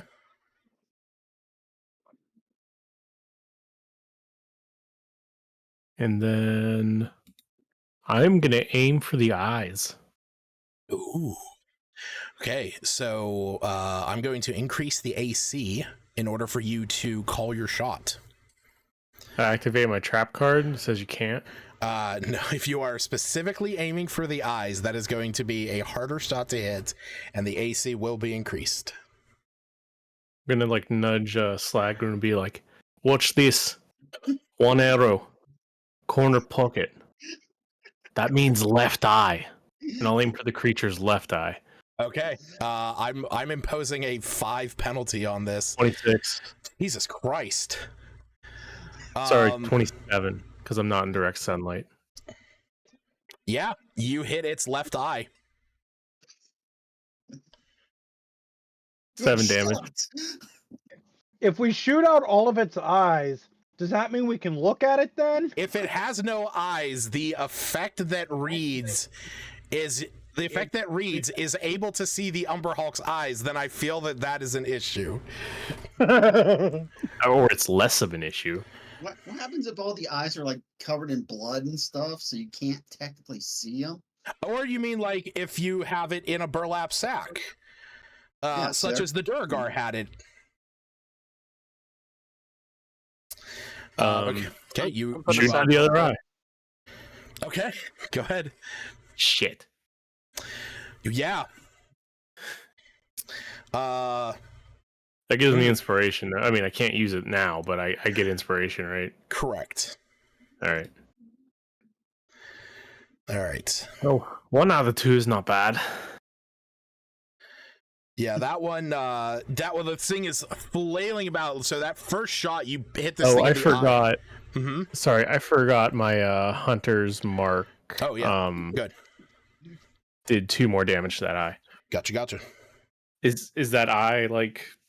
How's that eye look? You popped the eye. Like you hit it with enough prejudice of accuracy that I'm going to say that the amount of damage you did was enough to render it incapable of its confusing gaze. So its effective range has now diminished. Which it is its turn now, and it is very angry at what you just did. Yeah, I bet. So it is going to charge in your direction. Attack. So Woo would get 1, Raven Chuck would get 1, and Beef Chuck would get 1. And Neoguri. What do I Or get? no, because you're going. Well, I guess it would depend. Either How would you? Neoguri or Albot, and I'm taking Albot. He's gonna go this way. It just keeps moving it to there. Hold on. I can do this, and then I can get rid of that, and then I can click him and go boop.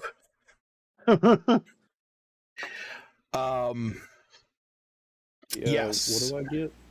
You're going to get an opportunity attack, so you can do a single melee attack as a reaction. Oh, sweet, cool. Same with Woo.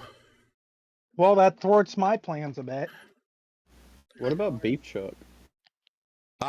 Beef Chuck would also as well. He's basically getting ran over, though. So that don't hit. Okay. So Woo hits him at least. I don't know why every time we take a break for a while, I always forget Force Render Strike. Mm-hmm. Beef Chuck. That is it. +7 to hit, 1d8 +3. And Jared, if you want to roll for Albot. 16 to hit for Beef Chuck? 16 does not hit. Alright, cool.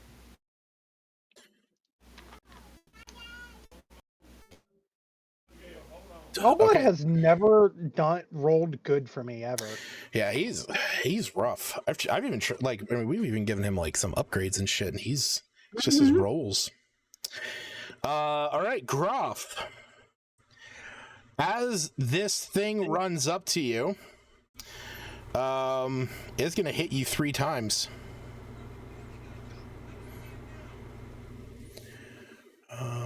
That's a 24, a 22, and a 25. I think 2 of those miss. Good thing my AC's 35. Yeah, right. Says it right there. Walking. I can walk. You're going to take as much damage as your movement speed right now. You're going to take 35 points of damage. There's apparently a way to get up to 29 AC in Baldur's Gate with 1 character, legitimately. Really? Yeah.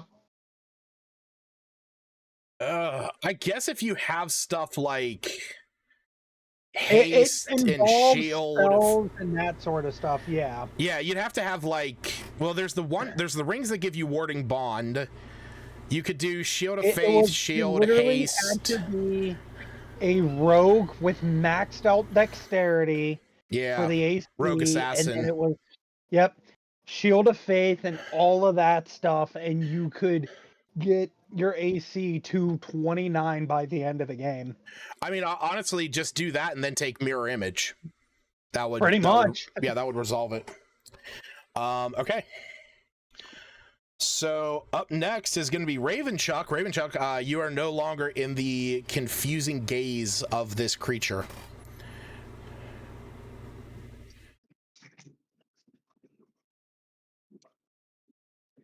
But you still do have the Durgar off to your left. Also, we can't hear you if you're talking.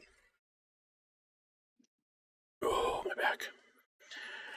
tear it.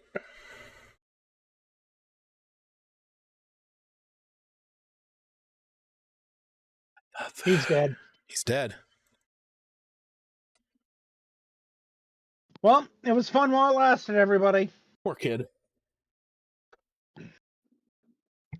You had a good run. Put a hold on. Fuck with him on the Man, stream. we keep losing people in this party. Yeah. Oh, Here, wait. I'm gonna put a big no smoking sign over his character on the stream. In the arms of an angel. He's too young for that. Wait, there we go. Yeah, I got one over Woo and I got one over Slaggery right now. Why me? Not No. Slaggery, sorry. Woo and Ravenchuck. Woo and Ravenchuck. Okay. All right. All I do is fire a freaking death sword laser at him. well, All right. I guess since we're down Won't join two this people, time. now seems like a good old time to end the session and So boot up some Payday 3. I'm gonna say that he is going to dodge because he's not here. I don't know where he's at, but I will give him at least give him the benefit of the dodge action. Okay.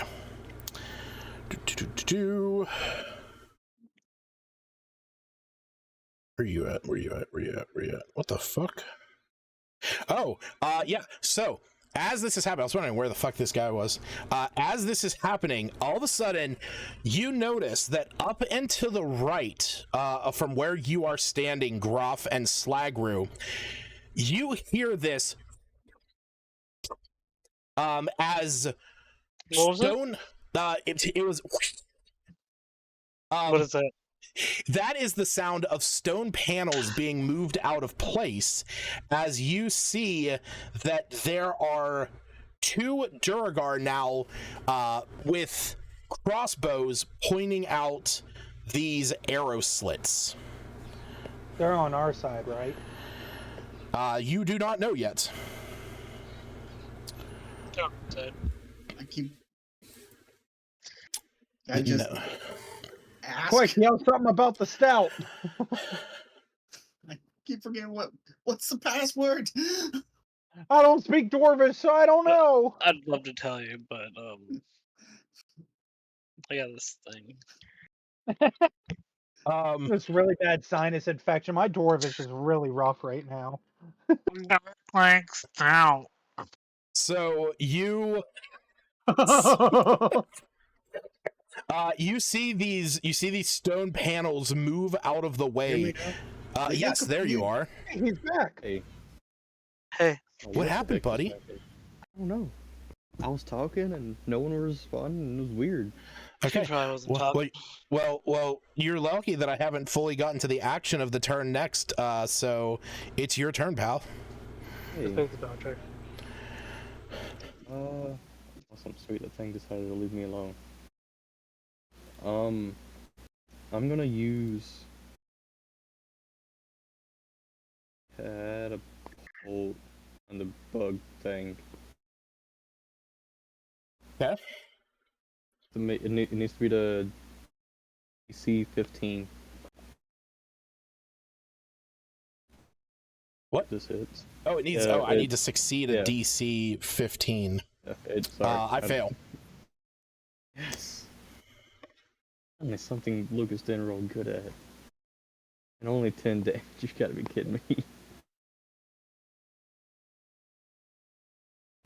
Alright. Iron Pitten. Ton, or however it said. Eton. Okay. Firing a climbing spike. All right. That is your action, your bonus action, sir. Right. I don't think there's anything I can do. Has anyone really taken a lot of damage real quick? Well, yeah. Groff Yeah. just got fucking smacked and bit by this thing. If I was bloodied, if I had the health that it would take to bloody me, I would still be bloodied. Okay. I don't think I have. What I'm saying is heal me. I don't think I can as a bonus action, can I? I don't know. You can. Don't look into it. Just do it. Just do it. Okay.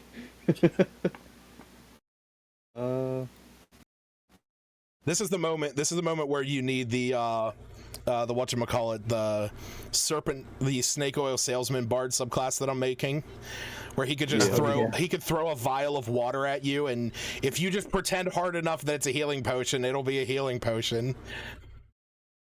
Will a mana recovery potion work? I can try to throw that to you. I mean, that would recover his hit. That would recover a spell slot for him. Could do that. You want that? I mean, not that I couldn't use that, but I need the health a lot more.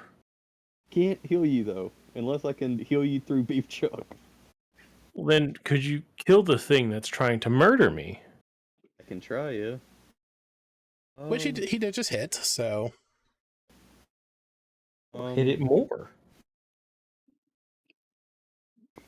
I don't really want to aim for those two, but I'm gonna beef chuck lightning bolt on the bug.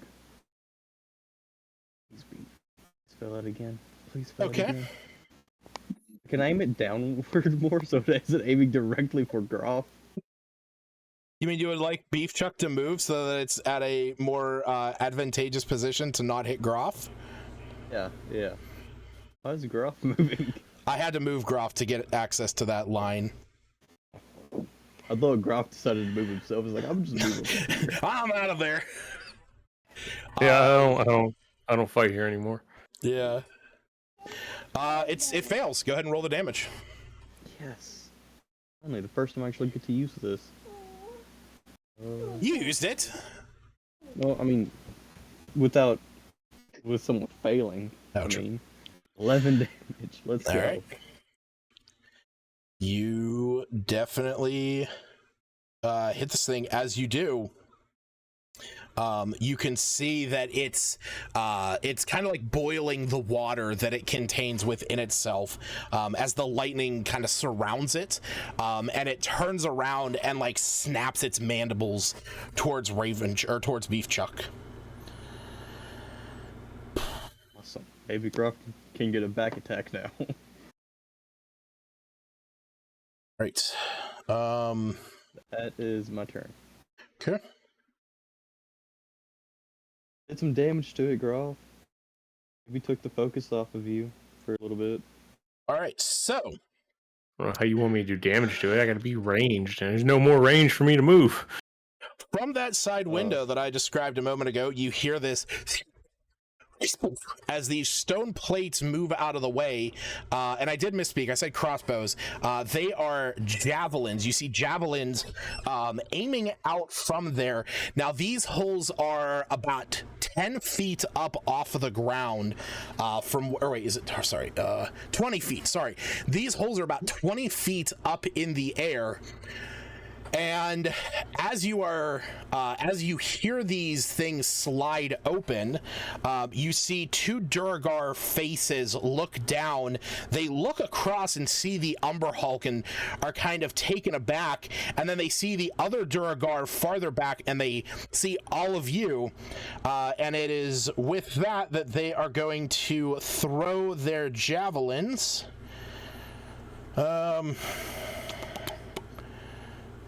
That is a 22 to hit Groff, and a 6 to hit Slagru.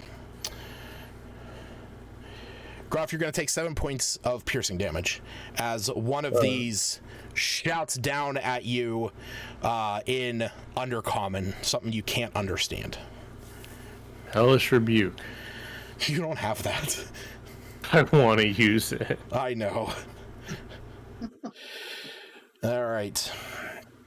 At this point, you hear some commotion further back down the hall as you see a Duragar come up, seeing everything that's going on. It is going to throw a hammer at Woo, which is going to miss.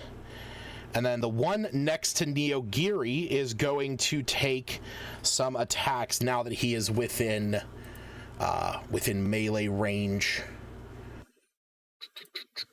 Neogiri's going to expertly dodge every single one. We will see. We'll see. He does have a 14 AC. That's going to hit, and that's going to miss. So he does hit him with one of his claw attacks. Neogiri is going to take 9 points of damage. 9 points out of his 40 temp HP from his Mega Evolution. Oh, yeah. Smith, it is your turn. You no longer feel that confusing sense about you. I'm sorry. I wasn't paying 100% attention. Who was the crossbow guys going for? They shot at Slag. They threw javelins at Slagru and Groff. Oh, okay. So they're definitely on our side. Okay.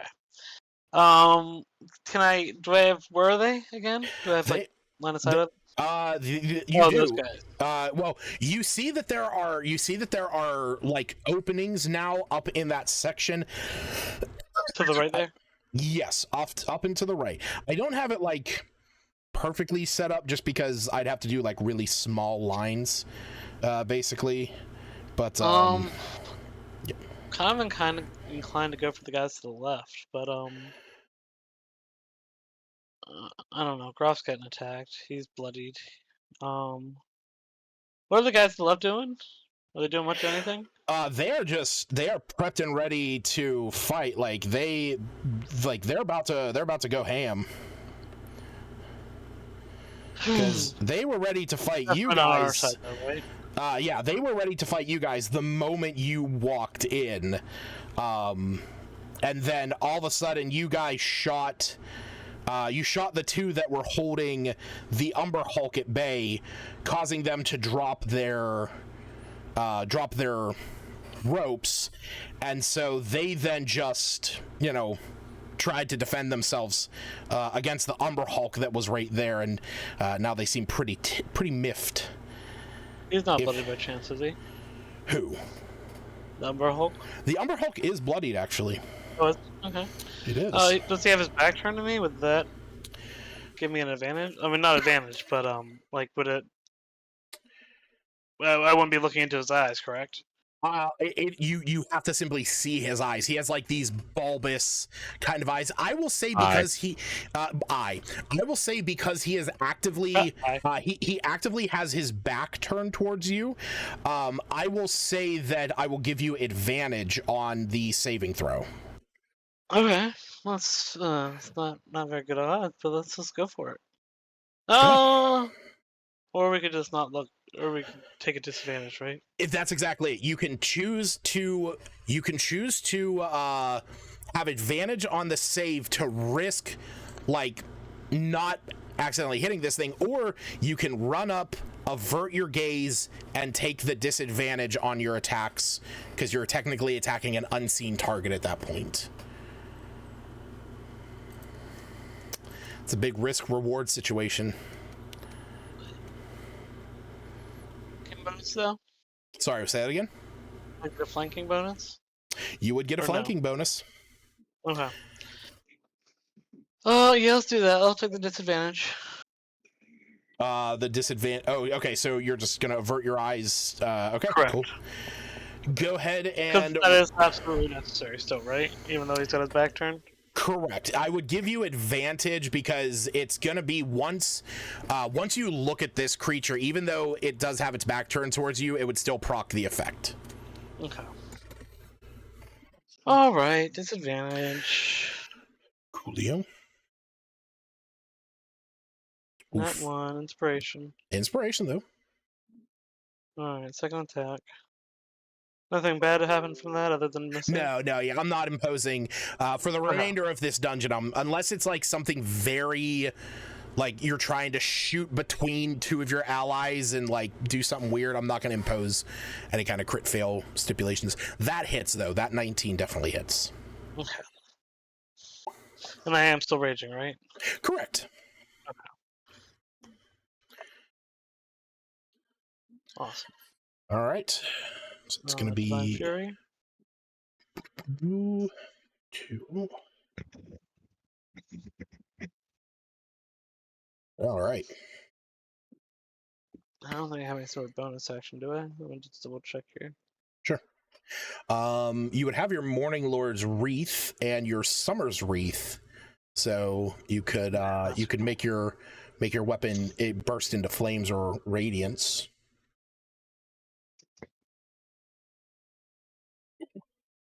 No, thank you. Okay, Smith, did I tell you that they altered the most recent Unearthed Arcana 7, they altered the Zealot Barbarian to do the thing that we've been doing for years, where you can pick between Radiant and Necrotic with your Divine Fury.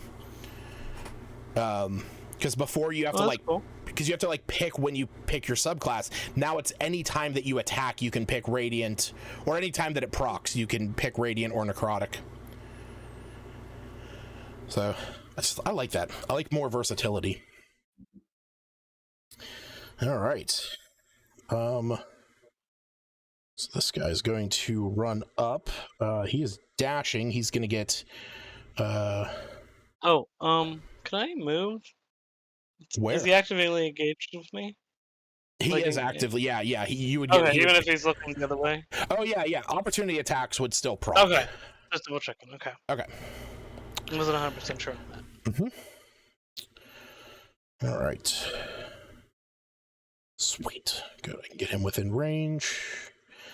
And so you see these two Durgar, they move down into Wu's space, the one rushing up to him, the other one with his claw and hammer ready to attack Wu with a 12 and a 24. I know he has that cloud rune, and I know he would use it. Okay. And Maybe I should message him real quick. Call him up. He's not doing anything important. Nothing important. All right, so because I know that Wu would use his cloud rune to protect himself, you see a cloud appear around him as this Durgar's hammer goes to hit Wu. The cloud appears in front of the Umber Hulk, dealing the damage to that creature. Okay. So this one is going to come back up, seeing the Umber Hulk moved away. It is Wu's turn. I'm just going to do Wu's 2 attacks. That's a 13. These are going to be against the Durgar that are in front of him. Oh, snap. That's a nat 20. All right. Nat 20! Nat 20! Woo! He's gonna use his something or other. Some or other. Yeah, he said something for this occasion.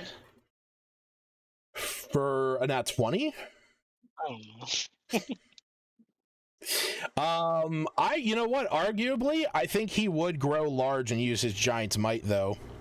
Well, absolutely. There's room for it, yeah. Yeah, he does. Regardless. So there we go. So that'll be his bonus action. And he got his 2 attacks. So, and the one was a crit. So that means that it's an extra D6. So that is going to be 15 plus 10, so 25 damage to the one that attacked him. Okay. And I forgot to roll for these guys a while back, and I was wondering when they were going to show up in initiative, so we're going to get their entries in. Well, he misses. Okay. And where's this guy? There he is. Yeah, he was a ways back. Jared, it's your turn. Oh boy, that's a lot of people. It is. It is. Okay, I'm gonna try and do my bullshit plan still and hope for the best. Yeah, I'm curious about this. So, okay, speak of animals you said does not work with it, correct? Like I can't hear Correct. anything you're saying or anything like that? It is a monstrosity, but it does have an intelligence higher than 9. Or sorry, higher than 3. Okay. However, the ability Charm would allow me to interact with it socially to an extent, correct? What do you mean the ability Charm? If it's charmed, a charmed creature or a creature, the charmer has advantage on an ability check to interact socially with the creature. So if I charm it and kind of try using animal handling or something like that to try and convince it to eat the dwarves and not us? This is if the charm goes through. I'm going to say that since I can do the animal stuff with beasts or monstrosities because of the bigger they are. So I will let you attempt it. You are more than welcome to attempt this. Okay. Yeah, so you would have to use what are you using to charm it? I have to get close to it first. Mm-hmm. So you're using Fey Presence. Yes. And that's why I said it has to be charmed, because I can't frighten it, because I can't pick and choose allies. It would be everybody. But if the allies are charmed, well, then that's fine. They already don't really attack Erard except for Groff. But... Sure. This is why I said an attempt. Now, to do this without looking at the creature to get close, I shouldn't occur any opportunity attacks if I walk to him, right? Just like looking at the ground, walking up towards him? No, you would not incur opportunity attacks. Okay. Nobody around you to hit you. Then... All right, I'm going to go up. I'm going to walk up to him and use Fey Presence then. Okay. I don't have to look at him or anything. This action, you can cause each creature in a 10-foot cube originating from you to make a wisdom save. DC 15. Okay. And it's till the end of my next turn.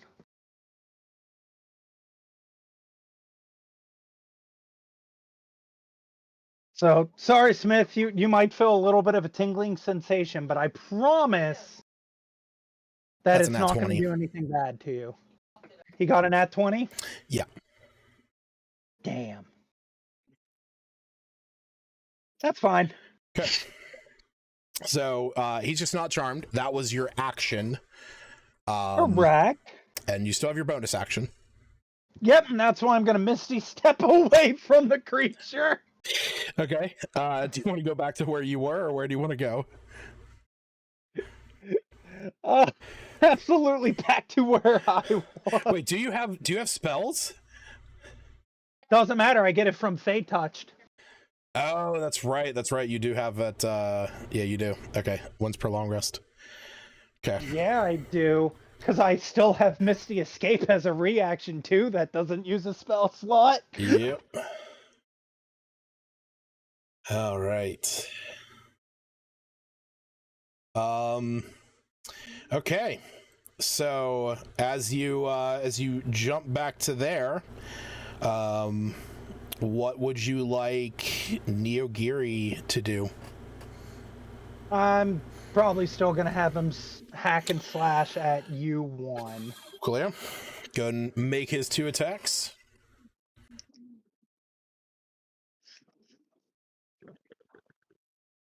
That first one is 15 to hit. That misses. That second one is that also 13 misses. to hit. He said his AC was 15. You lied to me. No, I never said what his AC. I never said his AC was 15. I said Neo Geary's AC was 14. And then Albot will take his shots at you one as well, because why not? Okay. Well, that one misses because that's a 10. And that one's a 7. Okay. And then it's pretty much all I can do, but I still have my reaction. You do indeed have your reaction. Woohoo. All right.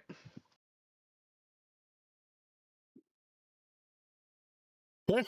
You see a javelin come out of this small arrow section, and it flies this way, but it lands on the floor. All right. Yep. He's going after Wu. Which it's a 21, a 7, and a 20.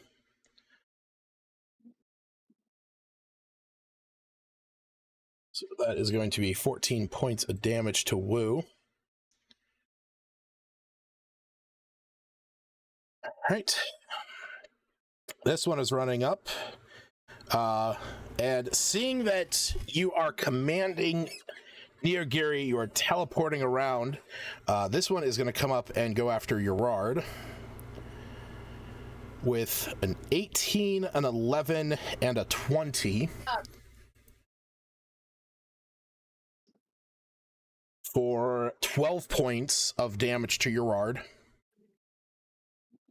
Ow. And we are back to Slagru.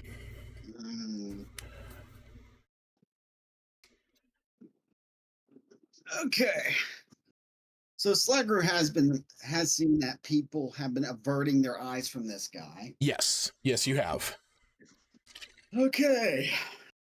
And since I want to get the hell away from him, I'm going to make a. Okay, let me check something really quick. Uh-huh. Okay, just actually no. Where is it? God damn, I got so much crap on here. Okay, definitions. Okay. Okay, so I'm. This is going to be so bad. Okay, I'm going to try to make a blind slash at the bug. Okay. With the tongue lasher. Yep. I see what you're trying to do. Okay. You're just going to have to make it with disadvantage. Okay. So roll twice, take the lowest. Okay, 13. That misses. They both miss. Okay. And yes, that would proc your fancy footwork where you made a melee attack, so it can't get opportunity attacks against you. Yep. So I am getting the hell out of there. All right. Well, you got 25 feet of movement base. So go ahead and move to wherever you would like. That would get you as far as this line over here. Yeah. 10, 15, 20, 25.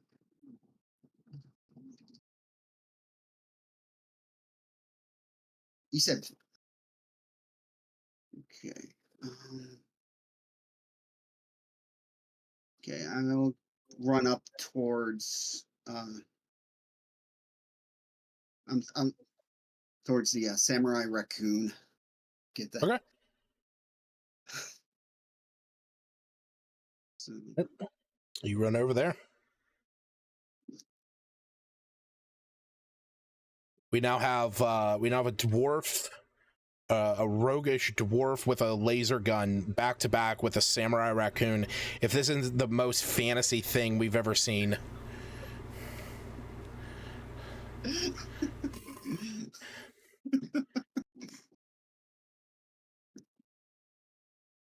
Okay. Oh, do I still have a bonus action? You still, I mean, technically speaking, you still have a bonus action because that was just your movement. So you could use your telekinetic shove. You could take steady aim, giving yourself advantage on your next attack. Okay, yeah, I'll do that. I'll just use my steady aim. As you start to kneel down and like prep and ready your next attack, are you planning on attacking the Umber Hulk next time? I am. You don't have to. You don't have, I mean, I just curious.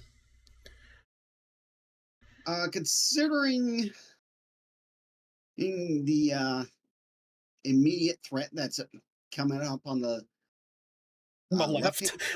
Yeah. Okay. Yeah, so as you kind of like take aim at some of these dwarves, you see Johnny Tadpole on the front of your gun, as he like turns around, gives you a nod, and like smacks the tip of your gun, as only in Slagru's mind, okay? You see your gun and your outfit changing into that of like a cyberpunk style. To everyone else, you don't see, you just see Slagru like get down into position. Maybe a smile creeps across his face, but to Slagru, as you have like kind of taken post next to this feudal samurai raccoon dog thing, your outfit is now like very cliche cyberpunk in your own head. It's really weird. Neoguri's sword is now blue with electricity and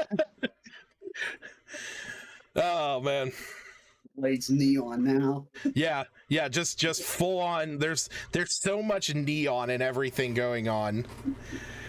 All right. So up next is going to be Groff, who is not looking too good. You're not looking too good.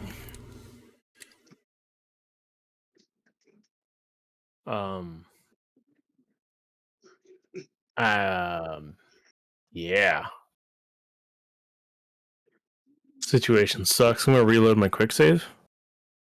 Okay, everything reverts back, and my poop's back in my body from before. All right. I hate that feeling. Ew.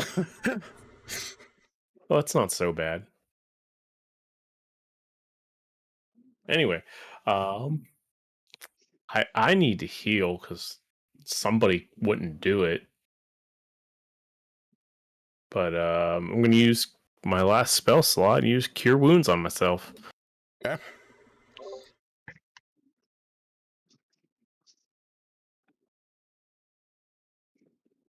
Someone crying about no one healing them when they have heal spells. I would have healed myself, but it wasn't my turn.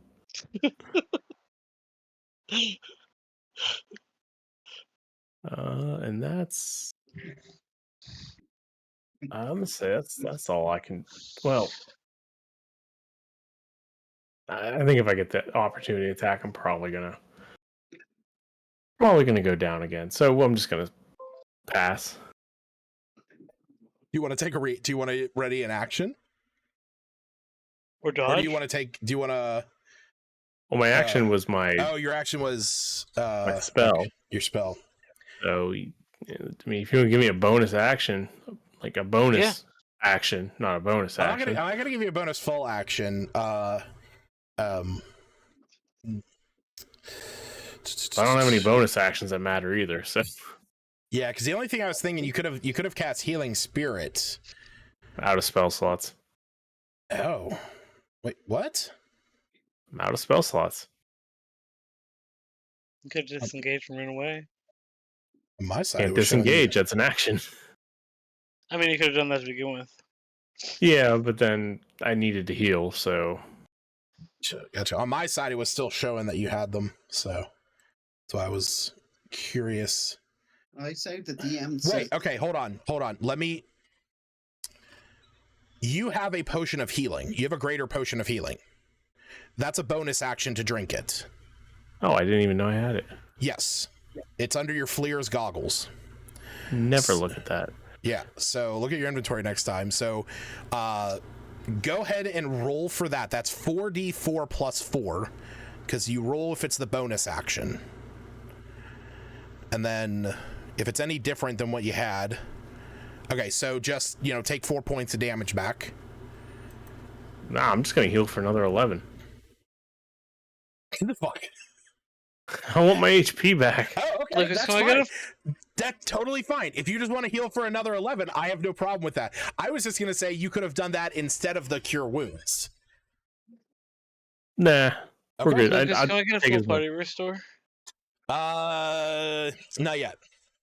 Damn. Not yet. Sorry. I do all that, and I'm still at half health, so. Bloodied? I guess that's technically not bloodied. Yay! What? Wait, hold on. How much? You are exactly bloodied. I always thought it was less than half. You're bloody doesn't actually exist anymore, but yes, if we are, the reference of bloodied is that you are below your half hit points, so technically you're right at it. That's all I care about. It's that I saw a clip on YouTube Shorts the other day that was like, what are some of the allowed forms of meta game in your games? And it was like on a scale of 1 to 76, I'm about at a 13. So we do that all the time. That's it. That's the thing. It's like, you want to maintain a level of immersion and realism and stuff, but at the end of the day, it is a game, I get a bug about stuff like that. All right. So Groff, cure wounds, chugging back a greater healing potion. Which, Groff, you are very lucky. There is now a greater threat posed to this Umber Hulk, and that is the large Goliath on the other side of him. So Smith.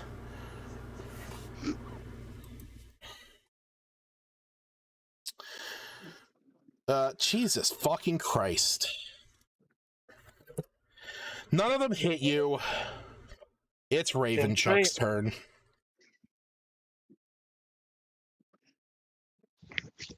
Tarrant, unmute your mic. Oh my god. It's happening again. Just say the Smith's on the bug's left-hand side. He's blinded by that because of the... Yeah. Yeah. Smith's like, I'm over here. Ooh. Never gonna hit me. Oh!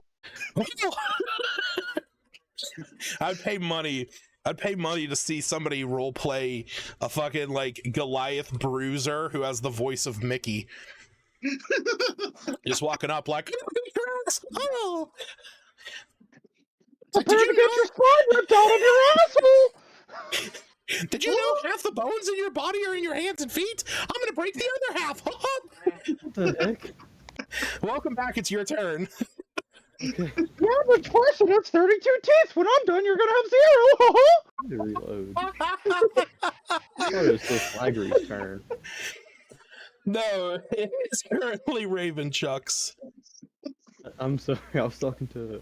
You just hit the playing dodge with action. my niece, and I saw it was Slaggery, so I thought I had more time. Nope. Things went fairly quickly after we got through the cyberpunk moment, and then Groff healing himself. I'm gonna use the restroom real fast, and now I'm fully prepared to make a Baldur's Gate barbarian with Mickey Mouse's voice. That's not what I meant to do. What did you do? Oh, you can cast Fireball. I'll hold you to that. Oh. Well, you U3. you definitely did miss, so unfortunately. Awesome. And the bug has to beat a DC Dex 14 save. DC Dex 14 save. It does not. Yes.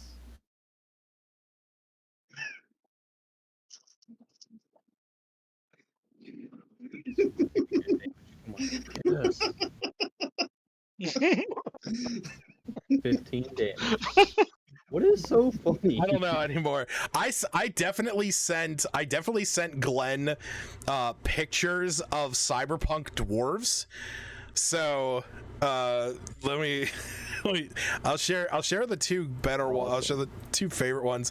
This is what I had in mind. I saw these pictures the other day and I was like during this fight, like Johnny Tadpole is definitely going to pop these into his own head. Speaking of Cyberpunk, who's ready to start the game over? What, New Cyberpunk? DLC coming out? Yeah. Oh, I don't know. I never play it. Let's do it. Oh, it's amazing. You should play it. I beat the game. Got every single ending. Glenn's played it. Glenn's played it a bunch. Yeah, I got like 155 hours on the PC. Did you get the secret ending? Oh, I'm so glad. Those were my two favorites when I saw. Oh, the two. Did you get the secret ending in Cyberpunk, Glenn? I think you did. I think you told me about it. One where spoilers. You and Johnny. Spoilers for Smith. Jesus Christ, guys. Yeah, that one I'm pretty sure it's the only one I haven't gotten. And it's a pain in the ass. Not really. You just gotta say these certain things to him in this one scene to get it. You just got to do this one thing in this place in here. Oh my God, Ricky Rat the Barbarian. That's amazing. Then, like at the end, when you're choosing what. All right, guys, going to bed. You gotta wait. I know, really. Minutes. Trying to narrate this scene where Beef Chuck just roasted the Umber Hulk, but I mean, I guess it lost its luster. We're talking about Cyberpunk. So here's what happens. You guys watch as get covered in bug juice. Yeah, you guys watch as Beef Chuck kind of rears back. You see lightning building up in its mouth, and it shoots forward this beam of lightning that hits the Umber Hulk. You see the innards of the Umber Hulk begin to like convulse and bulge as the liquids within it are starting to boil, and it just eventually blows up, covering Smith and Groff in like chitinous debris and Umber Hulk goo. Umber Hulkness? Umber Hulkness. Imagine the bug. Is that Buffus? What'd you say, Glenn? Imagine the bug when it explodes at the end of Men in Black. Yeah. Basically. Would you call this give us a buff? It does not give you a buff.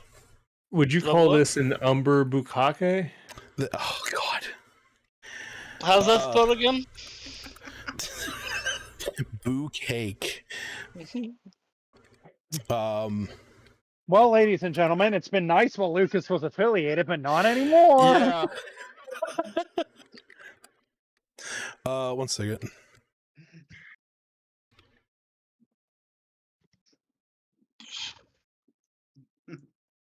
All right, so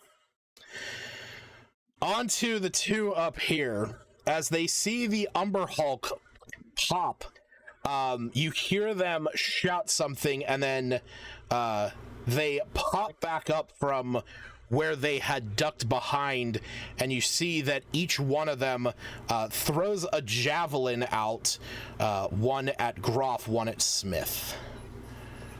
No, it doesn't. Who does? That one's at Groff, that one's at Smith, and I believe both of those miss. And then they dip back down behind their cover. All right. At this point, this one's coming in and going after Wu.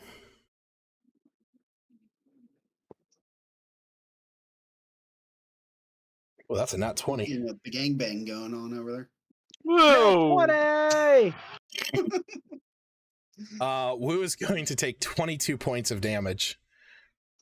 I don't agree with this conversation. I'm just loving the Mickey Mouse bruisers over there. You are so welcome. What'd you say? Looking for a dog walk emoji. Oh. All right, this one's going for Neogiri still. Actually, one of those. Oh shit! I didn't mean to move him. Actually, that would not hit him because this one is currently engaged with Woo. Smith, it's your turn. Oh damn! I wasn't prepared for this. He was taking his dog for a walk. What the hell? Yeah. Yeah. I'm gonna rage an attack. I'm gonna double rage. Any of them bloodied over there by Woo? This big one is this was one of the ones that took the initial hit from the laser. Well, I've got a bone to pick with him. Okay. I'm gonna reckless attack. I'm feeling reckless. All right. Do you want to be next to Woo, or do you want to be next to Neogiri? Woo. I mean, is that even a question? Okay. All right. All right. Let's see what we got here. Advantage. Nice. Nice. Nice. Max damage. Divine Fury. Oh, yeah. Fill up. Don't forget +2 for rage. +2 for rage. I'm actually looking at something else. All right. So here's the thing. Nope. Forget about that. No. I'm going to do you a favor. Oh, okay. I'm going to move you up next to Neogiri. And that is because you're going to kill this one. Ooh. And you have cleave. Nice. So you're actually going to be able to deal the full damage to that next creature. Nice. Thank you. Yeah. That's why I was asking. That's why I wanted to know, because I didn't know if you were how much extra damage you're, if you wanted to be down there for any specific reason. But this will get you 2. Appreciate it. So that's going to be 20. That's 25 total. Okay. You kill the one in front of Neogiri as well. Awesome. Yeah. Okay. Move me back over. Yep. So that was only 15 feet of movement. You still have 25 feet of movement. Oh, I meant towards, was U8? Okay. All right. Second attack. That gets advantage as well, right? Sorry, what? Gets advantage as well, right? Yes. Reckless attack. So funny enough, they actually buffed reckless attack also on the UA, where it's until the start of your next turn you have advantage on it. So I'm actually gonna I asked about that in the past. Yes, you have asked about that in the past, and it's always been it's always been when you make your first attack, you can choose to attack recklessly, giving you advantage on that turn. Now it is just like, if you choose to do that as your thing, you get it until the end of your turn. Yeah, I know. I didn't get it. I did not get it on opportunity attacks previously. Right. Yeah. So you're now allowing that? Yeah. Because it's now going to be, when you make your first attack roll on your turn, you can decide to attack recklessly. Doing so gives you advantage on attack rolls using strength until the start of your next turn, but attacks have advantage on you during this time. Basically, the way they talked about it was it balanced it out, because you're essentially getting like 1, 2, maybe 3 attacks with advantage, but you could have like 30 of them with, advantage against you. So, yeah. So, all right. So that was going to be 10 plus 2. That is enough to kill that guy. Cleave? Cleave would only proc once. It's once you get mighty cleave, then you can keep doing it, so long as there's an enemy within reach. I think I have that, but I'm not within reach. Don't I have it? You have cleave and great cleave. So cleave is the one that allows you to deal the remaining damage. Within reach anyway. Yeah. All right. Well, shit. This one. Fuck. They're pretty afraid of Smith right now because Smith just went through 3 of these guys. So they're going to try and take down the one that's still directly. Fuck, that's a nat 1. That's a 16, so that's going to hit. No, it's not. That's an 11. Are they aiming at me? No. Aiming at Wu. Oh, sorry. Aiming at Wu. But this big guy is definitely going to come over and try and take you down. That's a 15, a 17, and a 16. And I don't believe any of those hit. All right, it is Wu's turn. He's going to make his 2. That's a 10.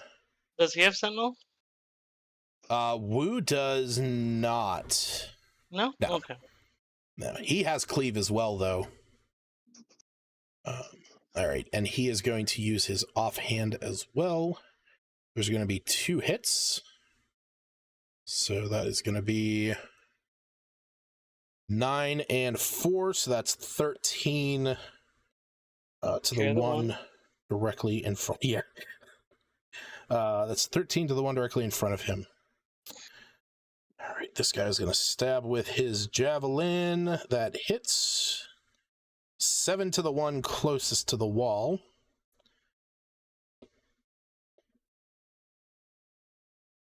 And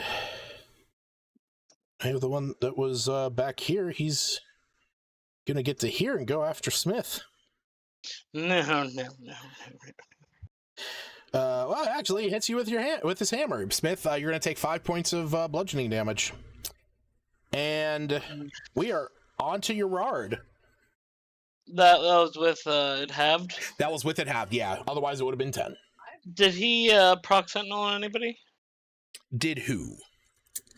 Did anyone attacking Wu proc Sentinel for Smith? No? No, because none of them would have been within reach. Yep. Okay.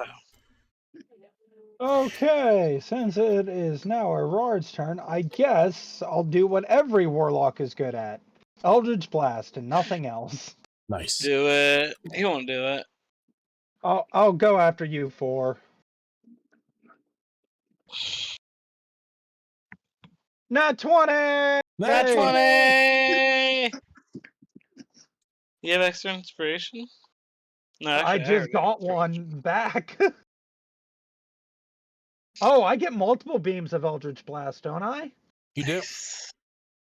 Nice. Well, there's the first one. I know that damage is not right, Jared. but you do it differently. Yes. Jared, so here's the thing.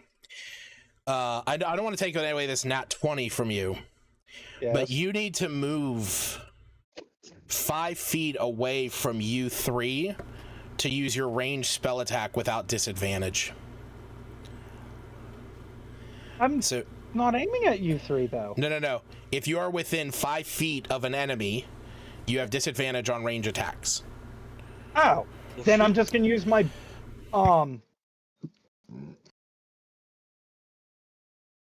Okay, I'll just literally back up a hair. Yeah, that's the thing. You'll just take the you'll just be taking an opportunity attack. That's fine. I'll back up the hair. Hey, Aaron's back. Okay, he misses anyway. You're fine. We're back to where we were. 24 to U4. 20 U4 is dead. Nice. And then I'll fire my second beam at U3 since he decided to try and hit me. How dare he? Really? That's how I walk into a lot of servers. Just that one's a 12 to hit. Oh, shame on you. It slipped out. I'm sorry. 12 is gonna miss. I just ate sushi. Well, shame on you. Sure thing. That one's a 13 to hit, so it's still gonna misses. miss. Yep. That's fine. I still obliterated the one with an Eldritch Blast. Hell yeah. No, that was pretty baller. All right, I'll have Yogiri run up to U5. So many dead bodies. And do some slashies.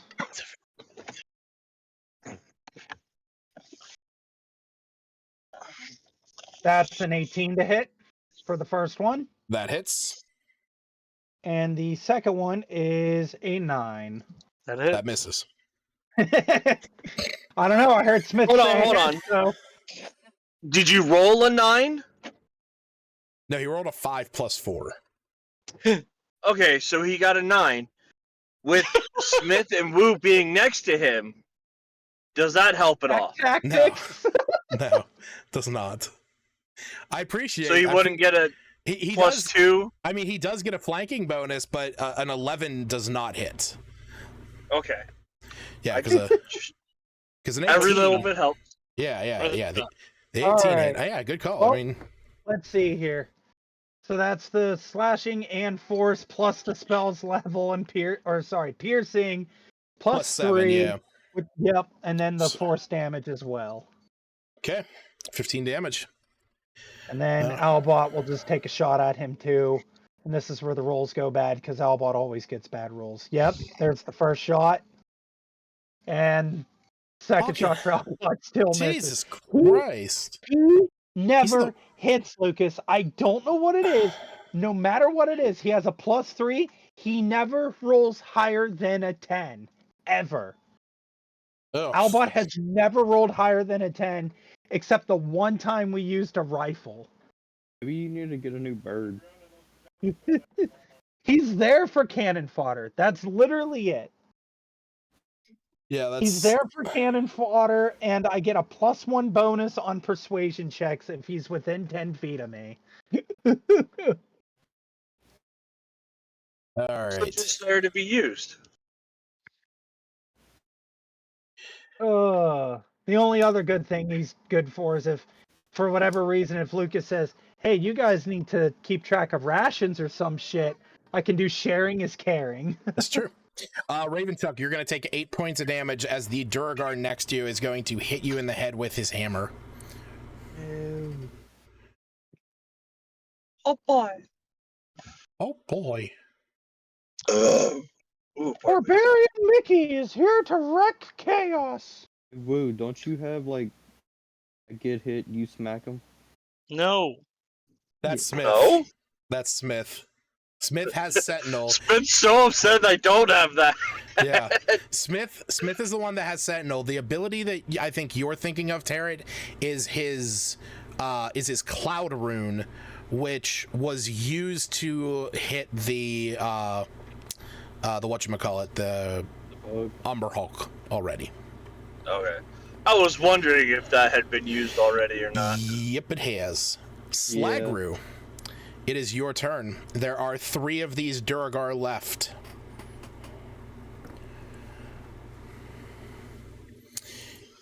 You currently have your advantage because you had used steady aim at the end of your last turn.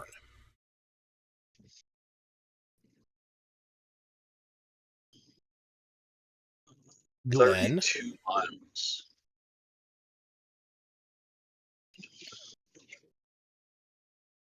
Glenn's mic muted? Nope. Oh.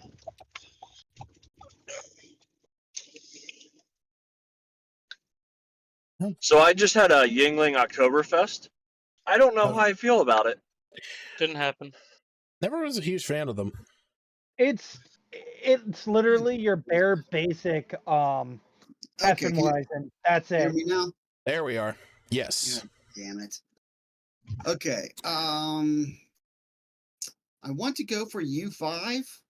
Okay. Am I going to hit Smith? I mean, no, not as long as you don't roll like a, nat 1 or something. Plus, you also have advantage.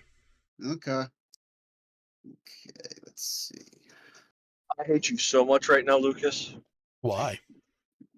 Because you zoomed in on the map 12. as I'm already zoomed in, and it just went into a bigger spot, and I'm like, fuck. Roll twice, take the highest. You have advantage. There you go. 14. Unfortunately, that is going to miss. Yeah. God Damn it.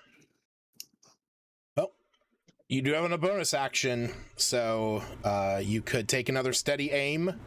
You could also use your telekinetic shove. You do still have that. Take another steady aim. Okay, Coolio, your next attack will be made with advantage. Groff, it is your turn. Gonna groff his socks off. Move up here. Wow. Yeah, thank you. Since U5 still seems to somehow be alive, I'll take aim at him. Okay. 28. That hits. 13 piercing. Still up.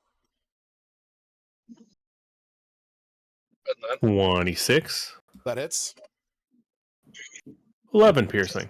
Okay. That one's dead. That's how you do it, folks. Oh. All right. 2 cards face down, and my turn. Ravenchuck, it's your turn.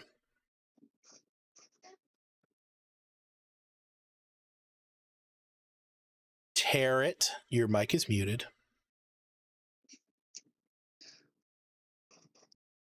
Yeah, sorry. What's up? Sup? Sup, it's your turn.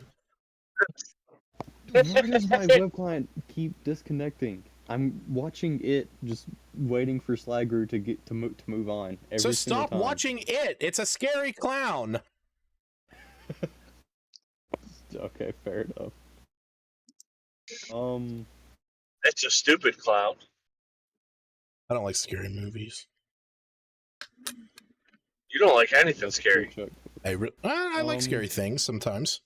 No, you don't. You know, like that time you almost. I prefer crapped yourself slasher while over playing a horror. game about meat. I'm going to, I guess, just smack him with my battle axe again. Get 14. That misses.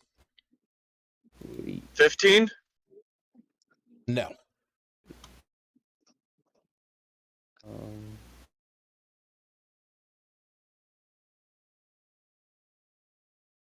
gonna do aim for U7 with lightning bolt. U7 with lightning bolt.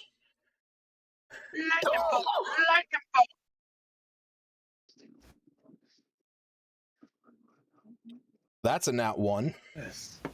Yes. Chain reactions. Let's go. I put a big square on accident. Hold on.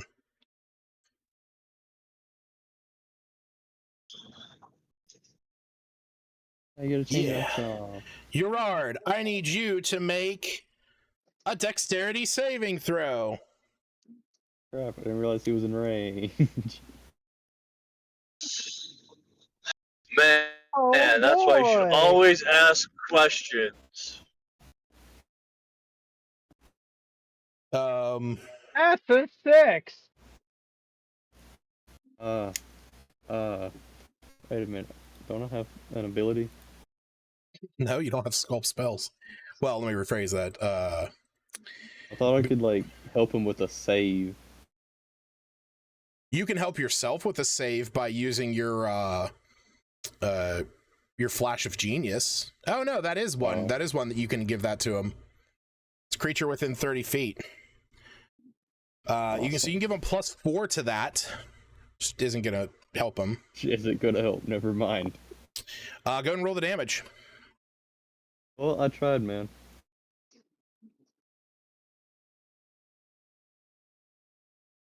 Wasn't that much. Okay. Well, is it doubled on U7? It is not doubled on U7, but that is because it is being carried through each of these creatures. Hey, what type of damage is this? Lightning. Lightning. Oh, thank God. Why? Because if it's fire, we have issues. Yeah, if it's fire, I am a very flammable puppet boy. Yeah. Oh. Well, I mean, lightning can catch things on fire. Luckily, this doesn't. Yeah. All right, so that they're all still standing, but they are. You can see the like the kind of like exoskeletal suits they have are kind of like charged up right now with a little bit of electricity. You do not see that window off to the right open up again this time.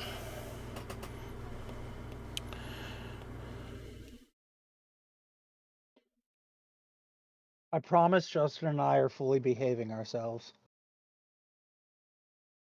Who are you saying that to? What you? Just take a gander at your Twitch, Lucas. Stream is brought to you by Ricky Rat's Torture Chamber, the deadliest place on the Sword Coast, or your money back. Use promo Bukake50 for half off tickets. No, hold on. Hold on. And of course, oh, bye, Aaron.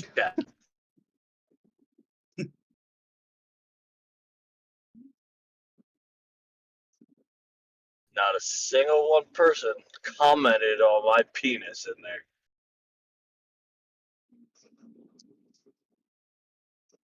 there. All right. Back to the matter at hand. Woo. I know your AC is less than 21. You're going to get hit by this claw attack. You're going to take 5 points of slashing Can I have you damage. reroll? Why? Do I have any of those left?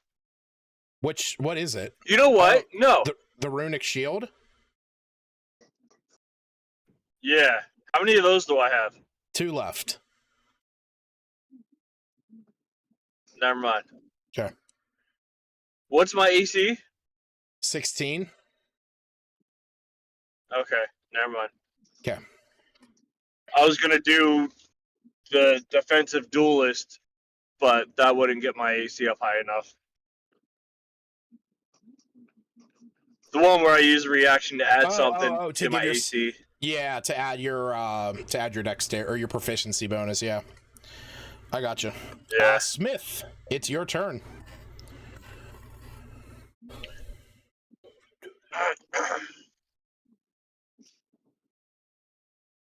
Smith, there you are.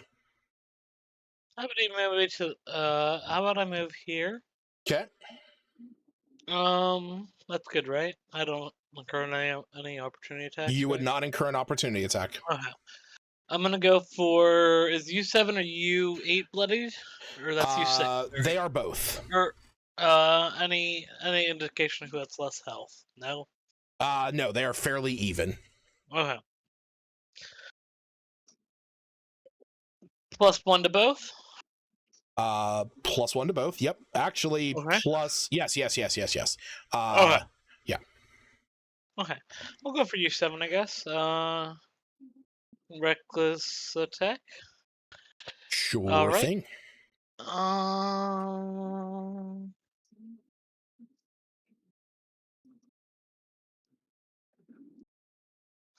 19.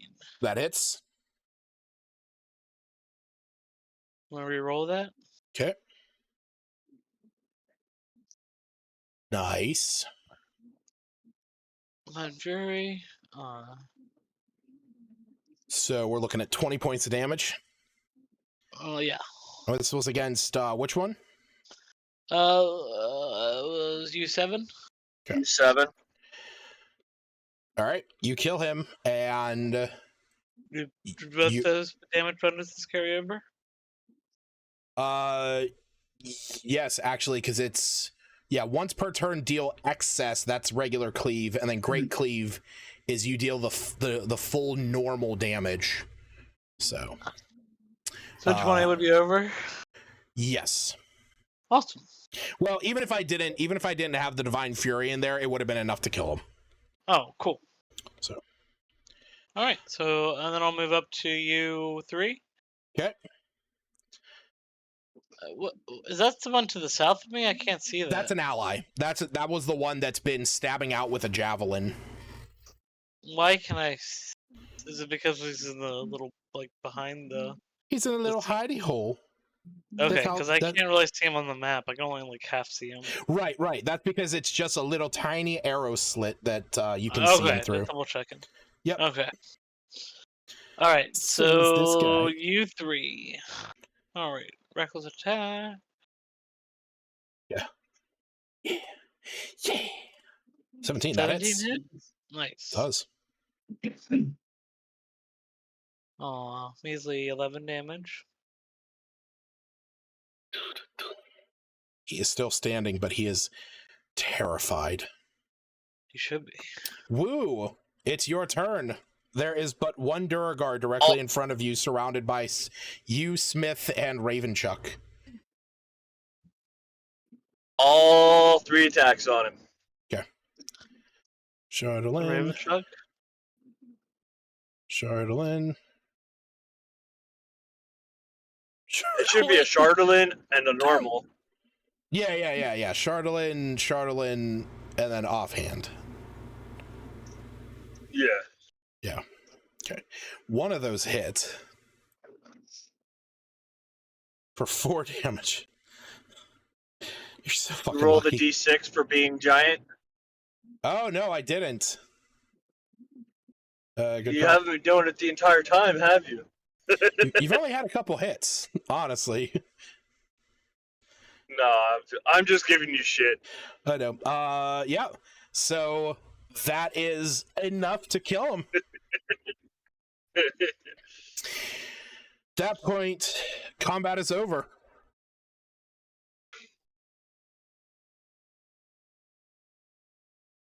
Were any of these the guys that we were looking for? You don't know what Zardarok Sunblight looks like. Okay. He's a great dwarf. Yeah, you know that he's a Duragar. But the only thing you knew about him was that he was kind of fanatical and was going to be in the Great Forge. To give you a little bit, the Great Forge. To give you a little bit of insight, so because I know you weren't here earlier when I described this room, the current cavern that you are in has a number of holes and pathways dug out to the left. You're kind of in like an open area that has a 30-foot high ceiling. There is a large door down to the southeast, and there were there were holes, arrow slits on the wall 20 feet up off to the right that some Duragar were throwing javelins from. But those stones have been put back up, and they have not come back out to shoot or do anything after that. Okay. I'm going to yell the beer name again and be like, if you guys are still around, please come here. Need to chat with you. Nothing happens. I chop off the hulking dude's head. Okay, you chop off his head with one eye popped and exploded.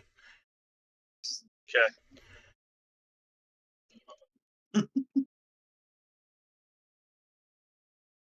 All right, so what do you guys want to do? Do you want to explore off to the left? There's also a staircase. I know I keep forgetting to say this. There is a staircase that leads down, and I will say that you can see in Dwarven writing, there is a small little sign next to it that says, "Warning, Underdark access."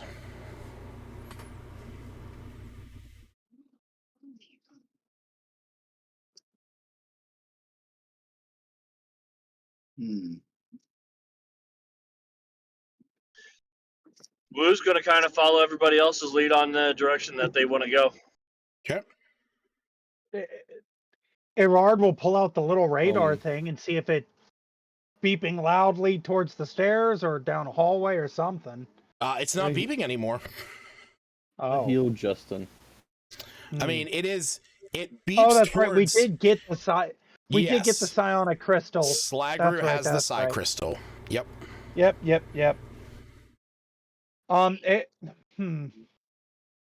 Okay. I know we need to stop the Shardland Dragon, but would we have any assumption if that would be farther into the Underdark, or would this be the level that it's on? No, you can hear sounds of like gears churning and like clanking coming from the southwest. Or sorry, southeast. Erard will suggest us going that way to stop whatever's going on. Also, in the meantime, I'm going to be using my cantrip mending to heal myself. So I'll concurs with Gerard. No time. Let's go. Short rest. What? Short rest?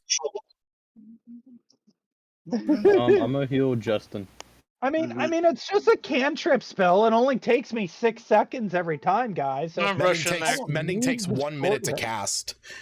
Yeah, so I only need a minimal amount of a couple minutes. 4 hours? To catch my breath. I'm gonna heal Justin. However you want. What is the healer's kit for again? So, being that you have the healer feat and the doctor feat and the doctor talent, you can use a healer's kit to restore 1d6 plus 20 hit points to him using a use of your healer's kit. It's not so OP. Did we argue with 1d4 from ending, by the way? It's whatever. Yeah, it's whatever the dagger is. Which you have 7 uses of your healer's kit. So you can use that on. You can use that ability on any creature. They can just only gain that benefit once per short or long rest. So 1d6 plus 20, because it's 4 plus their level again, or plus your level. Oh. You get 24. So Groff gets healed for 24. While your Rard is casting, while your Rard is, oh shit, who is talking? Aaron. Oh. Glenn. What were you saying, Glenn? I wasn't saying nothing. Okay. What were you saying, Aaron?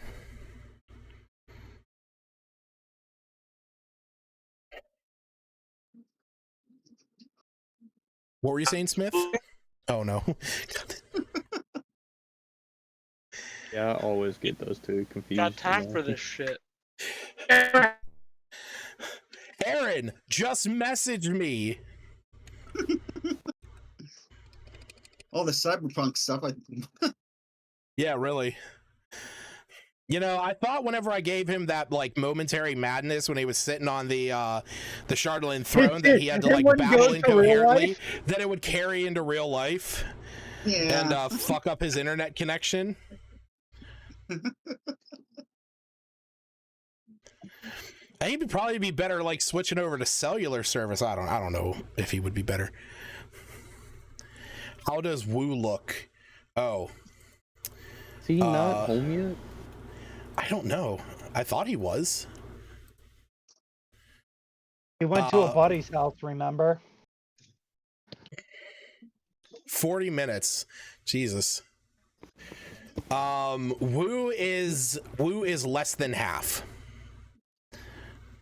So you want me to bandage you up, Wu?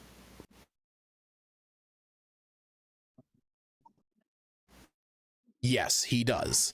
So go ahead and roll 1d6. Cool. We will say that the amount of time needed for Ravenchuck to patch up Smith and Wu and Groff is enough time for Gerard to do his mending twice. And after this dungeon, I have to go buy some healers. It was we'll say you get 2 uses of your needle of mending, Gerard. All right, I'll do that now. Wu is going to get back 23. Mending on him, because why not? Okay. Hey! What do I roll for that? 1d4 plus 2. Okay. Well, I'm at max because that gave me 6. Well, then it's going. He probably doesn't even need much after this because he only has 40 hit points maximum. Yeah, I'm at max. Going for Beef Chuck. Give it the beef, Chuck. Yeah, there you go. All right, so while this is going on, Smith, are you kicking through that door that I feel like you want to bust open so bad? Do it. I'm ready. What we're talking about? Which door? The one directly to the south of you, where you hear the clanking and sounds of what would be the telltale sounds of a forge. Yeah, what are the javelin guys doing? Are they just hanging out? You don't see there? them anymore. They have put those rock panels back up from where they were. All right. Yeah, let's go and bust open the doors. Let's do it. Okay. Raging? No, no. Okay. No, I imagine I'm not still raging. Correct? It's been too long.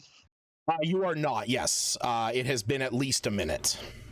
Yeah, we can bust in the raging. Let's do it. Okay. So roll a strength check or anything? No. The doors, you can if you want to kick it open, or you can just open it. Your choice. Well, I kick it open without having to do a strength check. Yeah, you can definitely do that. Let's do that. All right. So I can do a check. I'm assuming Boo. I can do a strength check. Let's do it. I'm assuming do it. Get advantage. You're assuming Woo what? Is Boo still large or no? No, it would have been too long after that. Did that last 1 minute or 10 minutes? Your rage? No, his enlarge. 1 minute. Yeah, 1 minute. Okay. Yeah, it's been like. How many more of those do I have? You still have 2 of those. Okay. So. Do it. What? All right. Do it. What? Do it. Do it. Okay, so as you guys are heading up to the door, Smith and Wu, you stand side by side. As Smith, you kick open this door. So this door. I'll try out the code phrase, whatever it is, catchphrase, whatever it is. Code word. So this door is 15... He yells catchphrase. Yeah, catchphrase. So this door is 15 foot high, 10 foot wide iron gate, set into a 20 foot high, like long wall that is that seems to be have built in to separate this the cavern that you're in from the forge area. As you kick through this door, you hear the sound of a padlock on the other side breaking.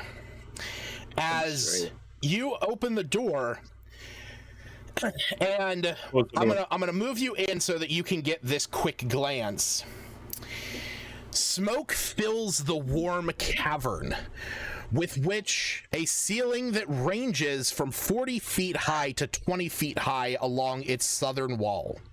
The source of the smoke and heat is a 10-foot stone forge shaped like a pyramid with its peak sheared off the top. Ripples of heat and flashes of firelight spew from the top of the forge, which emits a deep pulsating heartbeat. A 5-foot deep trough extends east from the forge that flows to a row of black anvils on either side of a depression. Overlooking the forge are 4 20-foot tall guard towers that you can see far off. You can see the 3, and you figure the third one, or the fourth one, is the one that you saw those guards shooting from before. Stone stairs provide access to the top of 2 towers nearest the forge. South of the forge is an enormous 5-foot tall iron platform fitted with cranes and clamps, with short flights of iron stairs leading up to the top platform. Supporting it is a cleanup crew consisting of a female Dwergar with a horn and 6 hulking bipeds, those quagoths those quagoths that you fought before as they are tossing scraps into a cylindrical container. In the 20-foot high ceiling above this bin, you see a rectangular hole. Standing upon the iron platform, you see a dragon made of black crystal that you recognize immediately as Chardalyn. This is the Chardalyn dragon that you have been looking for, and as the door is kicked open, you see standing next to it right here is a dwarf wearing Chardalyn armor and a crown of Chardalyn with a mad look in his eyes and a smile plastered across his face. Smith and Wu, as the two of you kick, or as Smith, as you kick open the door, and the two of you are the first ones there, I need both of you to make intelligence saving throws.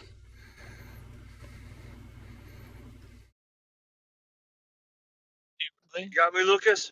Yeah, I got you, buddy. What was that, Smith? Do you really? Yes, you do. Hey, Nice. not Very- enough. Not enough, unfortunately. So, On whose behalf? Mine. both of you. Oh. So, as soon as the door kicks open, you see two Durgar standing there. They appear to have a glow coming from them. There is strange runes that are written onto their cloaks, and they shout something at the two of you. And at this point, we're not going to have time to do this encounter tonight, so this will have to wait for next time. But Oh, man.